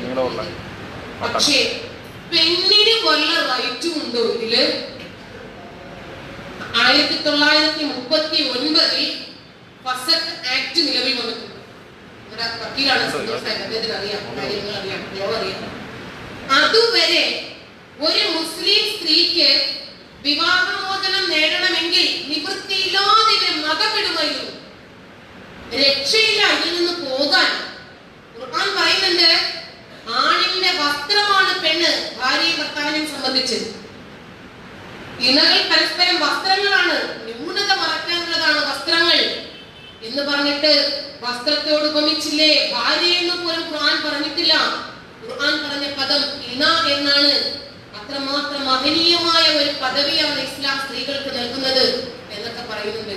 അതിലേറെ രസം വസ്ത്രം എന്ന് പറഞ്ഞാൽ ഇദ്ദേഹത്തിന് പുതിയതാണെങ്കിലും പഴയതാണെങ്കിലും മുഷിഞ്ഞിട്ടില്ലെങ്കിലും മുഷിഞ്ഞാലും ഇഷ്ടമില്ലെങ്കിലും ചേരുന്നില്ലെങ്കിലും ചെറുതായാലും വലുതായാലും ഒക്കെ യഥേഷ്ടം ഊരി എറിയാം. ഈ പെണ്ണിന് അതൊന്നും ഉരുമ്പിച്ചാൽ പോലും ഊരി എറിയാൻ കഴിയില്ല. വസ്ത്രത്തോടുള്ള ഉപമ വളരെ കറക്റ്റാണ്. പെണ്ണിന് ഊരി എറിയാൻ കഴിയില്ല. 1939 ബ്രിട്ടീഷുകാർ ഒരു നിയമം കൊടുക്കുന്നു, ഫസക് ആക്ട്. അതും ഈ തലയിൽ ആളുതാമസമുള്ള പൗരോഹിത്യന്മാർ എഴുതിയതാ. അതിനകത്ത് എന്തൊക്കെ നിയമങ്ങൾ അറിയാമോ? ഞാനൊരു 2-3 മാത്രം പറയാം. അതിലൊന്ന്, 4 കൊല്ലം കക്ഷിയെ കുറിച്ചിട്ട് ഒരു വിവരവും ഇല്ലാതിരിക്കാം. ഈ 4 കൊല്ലം ഈ പെണ്ണുകുട്ടികൾ എങ്ങനെ കഴിയും? എണ്ണമറ്റ പ്രോഡക്റ്റുകൾ ഈ പെണ്ണിന്റെ കൂടെ ഉണ്ടാവും, ഇയാൾ ഉണ്ടാക്കിയിട്ടുള്ളത്. ഇവരെങ്ങനെ ജീവിക്കും? 7 കൊല്ലം, ഇന്ന കൊല്ലം കണക്കാം, 7 കൊല്ലം ഈ കക്ഷി ജയിൽവാസം അനുഭവിച്ചിരിക്കണം. എന്നാലേ ഈ പെണ്ണിന് പ്രസക്തി വേണം. അതുമല്ലെങ്കിൽ 3 കൊല്ലം ഇദ്ദേഹത്തിന് ജനനേന്ദ്രിയ രോഗം, ചിത്തം, അതുപോലെയുള്ള കുഷ്ഠം, വെള്ളപ്പാണ്ട്, അങ്ങനെയൊക്കെയുള്ള രോഗങ്ങളുണ്ട്. അതുമല്ലെങ്കിൽ ഈ പെണ്ണിനെ ഈ പുരുഷൻ വിവാഹം കഴിക്കുന്ന സമയത്ത് ഇയാൾ തേർഡ് ജെൻഡർ ആയിരിക്കണം. ആ അവസ്ഥ 3 വർഷം തുടരുകയും വേണം. തേർഡ് ജെൻഡറെ വെച്ചിട്ട് പോലും ഒരു പെണ്ണിന്റെ ജീവിതം അമ്മാനമാടാമെന്നാണ് പഠിപ്പിച്ചു തരുന്നത്. ഇനി 2 കൊല്ലം ഇയാൾ ചെലവിന് കൊടുക്കാതിരിക്കണം. 3 കൊല്ലം സെക്സിൽ പരാജയപ്പെടണം. ഈ വിജയവും പരാജയവും ഒക്കെ ആരുടെ മുമ്പിലാ പ്രൂവ് ചെയ്യുന്നത്? അതുപോലെ ഈ പുരുഷന്റെ ക്രൂവാലിറ്റി ഈ പെണ്ണിന് തെളിയിക്കാൻ പറ്റും. ഇവിടെ തെളിയിക്കാൻ പുറത്തിറക്കി വിടാതെ 14 13 വയസ്സിൽ പിടിച്ച് കെട്ടിച്ചു വിട്ടിട്ട് മുസ്ലിം ഡോക്ടറെ മാത്രമേ കാണിക്കാൻ പാടുള്ളൂ എന്ന് പറയുന്ന പണ്ഡിതന്മാർ ഇന്നുണ്ട്. ഇന്ന് തന്നെ ഞങ്ങളുടെ പേരൊന്നും പറയുന്നില്ല. മുസ്ലിം സ്ത്രീകൾക്ക് പ്രസവ വേദന വന്നാൽ, എന്തെങ്കിലും അസുഖം വന്നാൽ മുസ്ലിം ഡോക്ടറെ മാത്രമേ കാണിക്കാൻ പാടുള്ളൂ. മുസ്ലിം പെണ്ണിന്റെ പ്രസവം എടുക്കണമെങ്കിൽ, മുസ്ലിം സ്ത്രീ തന്നെ വേണമെങ്കിൽ മുസ്ലിം സ്ത്രീക്ക് അക്ഷരാഭ്യാസം കൊടുക്കണ്ടേ? അവള് ഡോക്ടറാവണ്ടേ? ചെറിയ പ്രായത്തിനെ പിടിച്ച് കെട്ടിച്ചിട്ട് 5-6 മക്കളുമായി തൊലാക്കുമായി കോഴിക്കോടൊക്കെ കുടുംബ കോടതികളിൽ ചെറിയ പെൺകുട്ടികൾ 18-നും 24-നും വയസ്സിനിടയ്ക്ക് പ്രായമുള്ള കുട്ടികൾ ചെറിയ കുട്ടികളുമായി വന്ന് കാത്തു നിൽക്കുന്നത് കണ്ടാൽ ഹൃദയഭേദകമായ ഒരു കാഴ്ചയുണ്ട്. എന്തുകൊണ്ടാണ് ഇപ്പോൾ പക്വതയില്ലാത്ത പ്രായത്തിൽ, കളിച്ചു നടക്കുന്ന പ്രായത്തിൽ പിടിച്ച് കെട്ടിക്കുക, പിന്നീട് ഒരു ഗത്യന്തരവും ഇല്ലാതെ വരുമ്പോഴേക്ക് അതിനെ കൊണ്ട് മൊഴി ചൊല്ലിപ്പിക്കുക, പിന്നീട് കുറെ കെട്ടിയ ആരെങ്കിലുമൊക്കെ കൊണ്ട് കെട്ടിക്കുക. ഇവർക്ക് എത്രയും ആകമേ ഇവർ ന്യായം പറയുന്നത് സ്ത്രീകൾ ധാരാളം കൂടുതലാണ്. ആനുപാതികമായിട്ട് സ്ത്രീകളുടെ പുരുഷനെ തമ്മിൽ സാമ്യപ്പെടുത്തി നോക്കുമ്പോഴേക്ക് സ്ത്രീകൾ കൂടുതലാണ്. അതുപോലെ അനാഥകളെ സംരക്ഷിക്കണമെങ്കിൽ ഇവർക്ക് വിവാഹം കഴിച്ചാലേ സംരക്ഷിക്കാൻ കഴിയും, അതല്ലാതെ സംരക്ഷിക്കാൻ അറിയില്ല. ഭാര്യ മച്ചിയായിരുന്നാൽ, അതായത് ഭാര്യ പ്രസവിക്കാത്ത സ്ത്രീ ആണെങ്കിൽ, അതുപോലെ മാറാവ്യാധി പിടിപെട്ടാൽ സ്ത്രീക്ക് വരെ കെട്ടാമെന്ന്. ഇനി ഈ സ്ത്രീക്ക് പുരുഷനെ തൃപ്തിപ്പെടുത്താനായില്ലെങ്കിൽ ഒക്കെ ഒഴിവാക്കാം. ഇതൊന്നും സ്ത്രീക്ക് ബാധകമല്ല. പുരുഷന് കുട്ടികളുണ്ടാവാത്ത അവസ്ഥയുണ്ട്, അല്ലെങ്കിൽ അയാൾക്ക് തൃപ്തിപ്പെടുത്താൻ പറ്റാത്ത അവസ്ഥകളുണ്ട്. ഇനി പുരുഷന്മാരാണ് ആനുപാതികമായിട്ട് കൂടുതലുള്ളത്. അങ്ങനെയൊക്കെ വന്നാലും പെണ്ണിനൊന്നിലേറെ ആളെ കെട്ടാൻ ഒരു രക്ഷയില്ല. ഇത് നമ്മുടെ ഇതിൽ മാത്രമല്ല, ഇസ്ലാമിൽ മാത്രമല്ല, എല്ലാ മതങ്ങളിലും നമ്മുടെ വിഷയം അതായിപ്പോയത് കൊണ്ടാണ് ഞാൻ ഈ വിഷയത്തിൽ മാത്രം ചുരുങ്ങി നിന്നുകൊണ്ട് സംസാരിക്കുന്നത്. രൂപ കൻവാർ എന്നൊരു സ്ത്രീ രാജസ്ഥാനില് ഭർത്താവ് മരിച്ചപ്പോൾ ചിതയിൽ ചാടാൻ അവളെ നിർബന്ധിച്ചോളം സമ്മതിച്ചില്ല. അപ്പോഴേക്ക് പത്രമാധ്യമങ്ങളൊക്കെ ഇടപെട്ടു. വലിയ വാർത്തയായി പ്രയാസങ്ങളൊക്കെ സമൂഹത്തിൽ സൃഷ്ടിച്ചു കഴിഞ്ഞപ്പോഴേക്ക് കുറെ രജപുത്ര സ്ത്രീകൾ തെരുവിലിറങ്ങി സമരം ചെയ്യും. തെരുവ് ധർമ്മ നടത്തി. എന്തിനാണെന്നറിയാമോ? പുരുഷന്മാരുടെ ചിതയിൽ ചാടി മരിക്കാൻ ഞങ്ങൾക്ക് അവകാശം വേണമെന്ന് പറഞ്ഞു. ഇതാരുടെ ബുദ്ധിയ? പുരുഷന്റെ ബുദ്ധിയ. കഴിഞ്ഞ 1 വർഷത്തിന് മുമ്പ് 1 കോടി ഒപ്പ് എന്റെ ഭർത്താവിന് ഒരു കാരണവുമില്ലാതെ എന്നെയും എന്റെ കുട്ടികളെയും ഒഴിവാക്കുന്ന തൊലാഖ് നിയമത്തിന് അവകാശം വേണമെന്ന് പറഞ്ഞിട്ട് മുസ്ലിം സ്ത്രീകൾ തെരുവിലിറങ്ങി ധർമ്മ നടത്തിയ നാടാണ് ഈ നാട്. എന്തിന്റെ പേരിലാണ്? ഇയാളുടെ കാലിന്റെ അടിയിലാണ് അത്രേ എന്റെ സ്വർഗം. അങ്ങനെ കിട്ടുന്ന സ്വർഗം പുല്ലുപോലെ ഞാനങ്ങ് വലിച്ചെറിഞ്ഞു. അവന്റെ കാലിന്റെ കിട്ടുന്ന സ്വർഗം എനിക്ക് വേണ്ടാന്ന് വെച്ചു. ഇനി ഇവര് വിവാഹം കഴിപ്പിച്ചയക്കുമ്പോ ഇവര് പറയും, ഖദീജയെയും ഖദീജയെയും മുഹമ്മദിനെയും ഒരുമിപ്പിച്ചതുപോലെ അല്ലാഹുവേ നീ ഇവരെ ഒരുമിപ്പിക്കണേ, പിന്നെ ഫാത്തിമയെയും അലിയെയും ഒരുമിപ്പിച്ചതുപോലെ നീ ഇവരെ ഒരുമിപ്പിക്കണേ എന്നൊക്കെ പണ്ട് പ്രാർത്ഥിക്കും.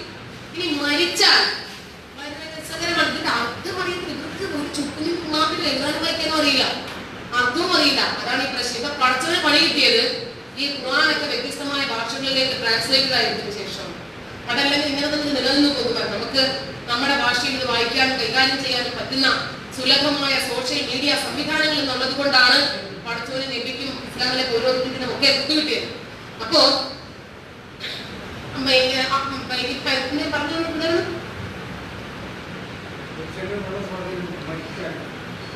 മരിക്കുന്ന സമയത്ത് ഈ മയ്യത്തൊക്കെ കുളിപ്പിച്ച് പൊതിഞ്ഞു വെച്ചിരിക്കുമ്പോ പറയുന്നതാണ്, ഇതിനേക്കാൾ നല്ല പറഞ്ഞു പറ്റിക്കുവായിരുന്നേ, ഇതിനേക്കാൾ നല്ല ഇണയെ നീ അവിടെ കൊടുക്കണേ എന്നാണ്.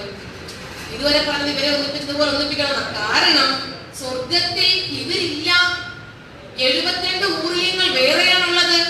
പിന്നെ എങ്ങനെയാണ് ഇവരെ കിട്ടണം എന്ന് പറയുന്നത്? അപ്പോ കൂറികളെയും മദ്യപ്പുഴയും ചെറിയ ബാലന്മാരെയും ഒക്കെ വെച്ചിട്ട് പഠിച്ചവൻ അവിടെ അങ്ങനെ കാത്തിരിക്കുവാണ് സ്വർഗത്തിനായി, പുരുഷന്മാർക്ക് വേണ്ടിയുള്ള സ്വർഗം. എനിക്കിനിയിപ്പോ കള്ള് കിട്ടിയിട്ട് എന്ത് കാര്യം? അതോ കള്ള് കുടിച്ചാൽ കിക്കാവണം, അവിടുത്തെ കള്ളാണെങ്കിൽ ലഹരിയില്ലാത്ത കള്ള നമ്മുടെ കാര്യങ്ങളും കുടിച്ചാൽ പോലെ, അതുകൊണ്ട് രക്ഷയില്ല. പിന്നെ സ്ത്രീകൾ 72 മൂല്യങ്ങളെ പോയിട്ട് ഒരാളെ കിട്ടിയാൽ പോലും എനിക്കൊരു ഗുണവുമില്ല, അവിടെ കൂറന്മാരില്ല. കാരണം ഞാൻ സ്വർഗത്തിൽ പോകത്തില്ലല്ലോ. ഇനി സ്ത്രീയുടെയും പുരുഷന്റെയും കാര്യങ്ങൾ പറഞ്ഞ ഇടത്തൊന്നും തന്നെ തേർഡ് ജെൻഡറിനെ സംബന്ധിച്ച് പടച്ചവൻ അറിയില്ല. അന്ന് വസ്തുനിഷ്ഠമായി ലോകം അവസാനിക്കുന്നതിന് വരെയുള്ള ജനതയ്ക്ക് മാർഗദർശനമായി അല്ലാഹു ഇറക്കിയ ഗ്രന്ഥം ലാ റൈബ ഫീ ഹുദൽ ലിൽ മുത്തഖീൻ ഖുർആൻ പറഞ്ഞത്. യാതൊരു സംശയവുമില്ല ഗ്രന്ഥം, ഈ ഗ്രന്ഥത്തിന്റെ കാര്യത്തിൽ യാതൊരു സംശയവുമില്ല.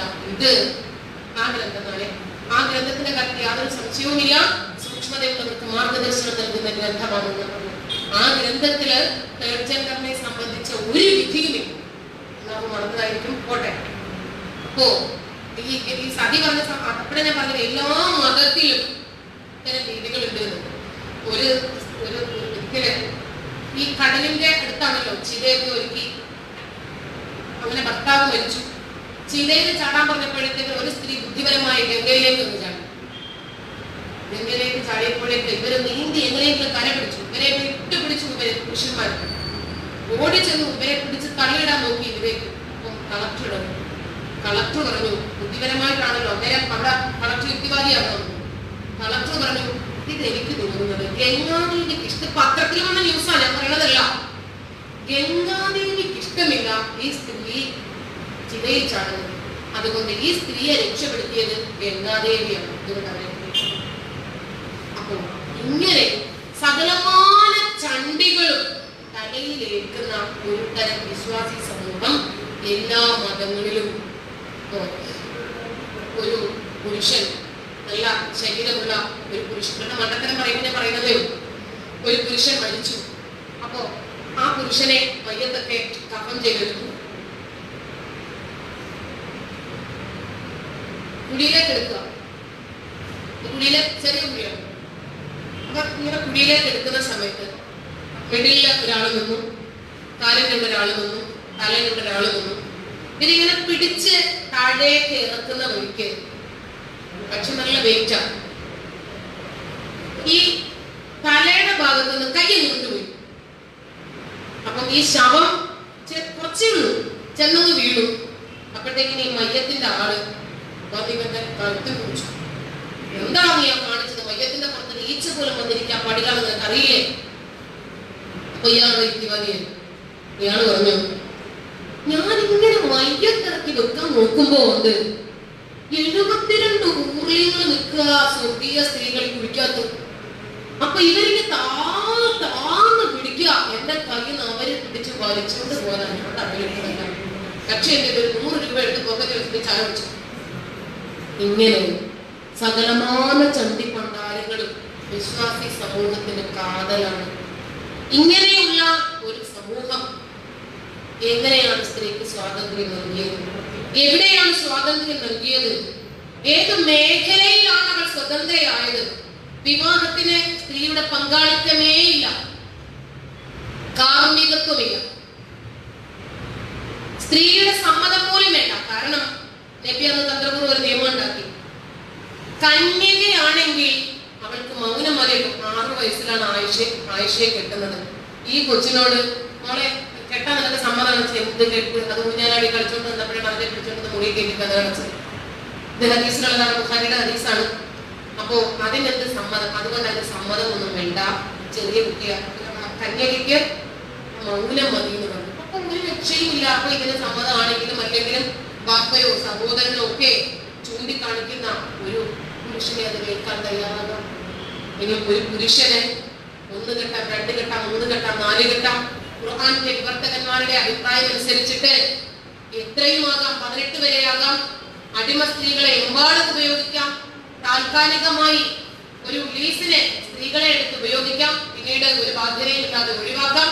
അതൊക്കെ ചെയ്യും. ഇനി ഇതേ രീതി തന്നെ നമ്മൾ എന്തുകൊണ്ട് ഇങ്ങനെ ശബ്ദിക്കുന്നു? അതാണ് നമ്മുടെ വിഷയം. ഇതേ രീതി തന്നെ ഈ ജനാധിപത്യ രാജ്യത്ത് ഒരു ഹിന്ദുവോ ഒരു ക്രിസ്ത്യനോ ചെയ്താൽ ക്രിമിനൽ ആക്ട് 494 വകുപ്പ് അനുസരിച്ച് ഈ പുരുഷന് തടവും പിഴയും ക്രിമിനൽ പ്രൊസീജിയറാണ്. ഒരു ഹിന്ദു പുരുഷൻ നമ്മുടെ സന്തോഷ് ഭായി, ഈ സന്തോഷ് ഭായി ആദ്യത്തെ വിവാഹം ഉണ്ട് എന്ന് മറച്ചു വെച്ച് രണ്ടാമതൊരു വിവാഹം കഴിച്ചാൽ അദ്ദേഹത്തിന് 10 വർഷമാണ് തടവ്. ആദ്യത്തെ വിവാഹം മറച്ചു വെച്ച് വേറൊരു വിവാഹം കഴിച്ചു കഴിഞ്ഞിട്ടൊക്കെ ആയിരിക്കും സത്യം അറിയുക, ചില കൗമാരി പറയുക. അപ്പൊ എന്നാൽ അതിന് 10 വർഷമാണ് ശിക്ഷ. ജനാധിപത്യ രാജ്യത്ത് ഹിന്ദു 14-ാം ആർട്ടിക്കിൾ പ്രകാരം ഒരു ജാതിയോ മതമോ പ്രാദേശികമോ ഒന്നും തമ്മിൽ യാതൊരു വ്യത്യാസവും ഇല്ലാതെ നിയമം നിലനിൽക്കേണ്ടുന്ന രാജ്യത്ത് മുസ്ലിങ്ങളാണെങ്കിൽ അവർക്ക് യഥേഷ്ടം പറ്റും. എന്താണ് കാരണം? ഇന്ത്യയിൽ കൂടി ഒരു റൂൾസ് ഉണ്ട്. If the parties were Muslim, the rule of law shall be the Muslim personal law. അതായത് മുസ്ലിങ്ങൾക്ക് നിയമം ശരീഅത്താണ്. ഇത് മാറ്റണമെന്ന് പറഞ്ഞിട്ടാണ് കഴിഞ്ഞ വർഷങ്ങളോളമായി കേരള ഐക്യവാദി സംഘം പോലെ സ്വതന്ത്ര ചിന്തകർ ഏക സിവിൽ കോഡിന് വേണ്ടി ശബ്ദിക്കുന്നു. ഈ ഏക സിവിൽ കോഡ് വരണം എന്ന് ഞാനും ഒരുപാട് സെമിനാറുകളിൽ, കേരള ഐക്യവാദി സംഘത്തിന്റെ തന്നെ ധാരാളം സെമിനാറുകളിൽ ഞാനും പങ്കെടുത്തിട്ടുണ്ട്. ഏക സിവിൽ കോഡ് വരണം, എല്ലാവർക്കും തുല്യ നിയമവും തുല്യ നീതിയും നടപ്പിലാക്കണമെങ്കിൽ ഏക സിവിൽ കോഡ് വരണം. അപ്പോൾ ആലോചിച്ചു, മുസ്ലിങ്ങളിൽപ്പെട്ട ഒരു പുരുഷൻ 2 പുരുഷന്മാര് ചെയ്യുന്നത് ഒരേ കൃത്യം, രണ്ടാമതൊരു വിവാഹം. ഒരു പുരുഷൻ പാലും വെള്ളം കൊടുത്ത് കാല് കഴുകാൻ ആളിൽ നിന്ന് സ്വീകരിക്കുമ്പോൾ മറ്റേ പുരുഷൻ കയ്യിൽ വിലങ്ങു വീണ് കാരാഗ്രഹത്തിൽ അടക്കപ്പെടുന്നെങ്കിൽ എന്ത് ജനാധിപത്യമാണ്? ഇതില് സ്ത്രീക്ക് ഒരു റോളും. സ്ത്രീ ആരെ തല കുളിക്കാൻ പറയുന്നു അവിടെ കുളിച്ചു. ഇനി അതുപോലെ തന്നെ ഇന്ന് കോടതികളിലൊക്കെ എടുക്കുന്ന നിയമങ്ങള് പ്രിൻസിപ്പൽസ് ഓഫ് മുഹമ്മദൻ ലോ, ശരീഅത്ത് നിയമം എന്ന് പറഞ്ഞ് എടുക്കുന്നതാണ്. അന്ന് പണ്ട് മുഗൾ ചക്രവർത്തി ഔറംഗസീബിന്റെ കാലഘട്ടത്തില് ഹിദായ, ഇമാമിയ എന്നൊക്കെ പോലെയുള്ള ചില മതേതര ഗ്രന്ഥങ്ങൾ ഉണ്ടായിരുന്നു. ഹനഫി, ഞാൻ ആദ്യം പറഞ്ഞില്ലേ 4 ഇമാമന്മാർ എഴുതിയ 4 അഭിപ്രായങ്ങൾ. അതിലൊരു ഇമാമാണ് ഹനഫി. അദ്ദേഹത്തിന്റെ കുറെ പുസ്തകങ്ങൾ എല്ലാം കൂടി വാരി വലിച്ചിട്ട് അതിനകത്ത് നിന്ന് കുറച്ച് നിയമങ്ങൾ അരിച്ചെടുത്ത് അതിനെ കുറെ വകുപ്പുകളാക്കി അതിനെയാണ് മുഹമ്മദൻ ലോ എന്ന് പറയുന്നത്. ഔറംഗസീബിന്റെ കാലഘട്ടത്തില് ഇത് ഈ ബെഞ്ചമിൻ ഹെയ്ലി ഇംഗ്ലീഷിലേക്ക് ട്രാൻസ്ലേറ്റ് ചെയ്യപ്പെട്ടു. ആ ഇംഗ്ലീഷിലേക്ക് ട്രാൻസ്ലേറ്റ് ചെയ്യപ്പെട്ട നിയമമാണ് ഇന്ന് ശരീഅത്ത് ലോ ആയിട്ട് കോടതികളിലൊക്കെ എടുക്കുന്നത്. മുസ്ലിം പ്രിൻസിപ്പൽസ് ഓഫ് മുഹമ്മദൻ ലോ. അതിലെ 308ാമത്തെ വകുപ്പ് ഇങ്ങനെയാണ്: Any Muhammadan of sound mind who has attained puberty may divorce his wife whenever he desires without assaining any cause. മുസ്ലിം പുരുഷൻ ഒരു കാരണവുമില്ലാതെ ഏത് സന്ദർഭത്തിലും അവന് അവന്റെ ഭാര്യയെ ഒഴിവാക്കാം.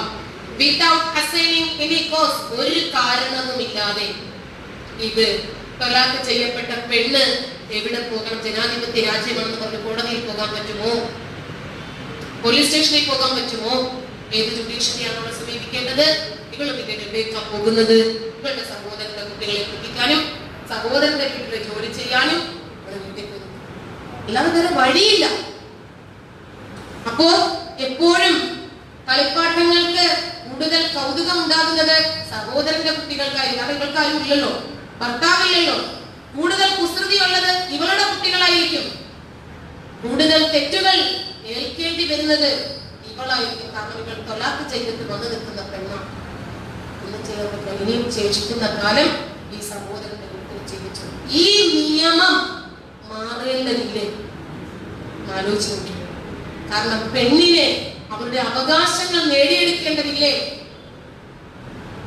ചുരുക്കത്തിൽ മുസ്ലിം സ്ത്രീ സ്വതന്ത്രയല്ല. അവളെ ഒരു മനുഷ്യനായി പോലും ഇസ്ലാം ഗണിക്കുന്നില്ല. അത് സമയത്തിന്റെ അഭാവം മൂലമാണ് ഞാനതൊന്നും പറയാത്തത്. അത് വ്യത്യസ്തമായ അനേകം തെളിവുകളിലൂടെ എനിക്ക് സമർത്ഥിക്കാൻ സാധിക്കും. ഇപ്പം ഇവിടെ നമ്മളൊരു സംഘം ഇന്ന് രൂപീകരിച്ചിട്ടുണ്ടല്ലോ. വരും ദിവസങ്ങളിൽ ഞാൻ വീണ്ടും വരും. അപ്പോൾ ഈ വിഷയത്തെ കുറിച്ചിട്ട് നമുക്ക് വിശകലനം ചെയ്തുകൊണ്ട് തന്നെ സംസാരിക്കാൻ എനിക്ക് സാധിക്കും. ഈ വിഷയത്തെ കുറിച്ച് ഇസ്ലാം സ്ത്രീ സ്വതന്ത്രയല്ല എന്ന് ഈ മതപ്രമാണങ്ങൾ വെച്ചുകൊണ്ട് തന്നെ സമർത്ഥിക്കാൻ എനിക്ക് സാധിക്കും. ഇത്രയും സമയം വൈകിയ വേളയിലും എന്നെ ശ്രമിച്ചതിന് എല്ലാ സുഹൃത്തുക്കൾക്കും നന്ദി അറിയിച്ചുകൊണ്ട് ഞാൻ അവസാനിപ്പിക്കുന്നു. നന്ദി, നമസ്കാരം.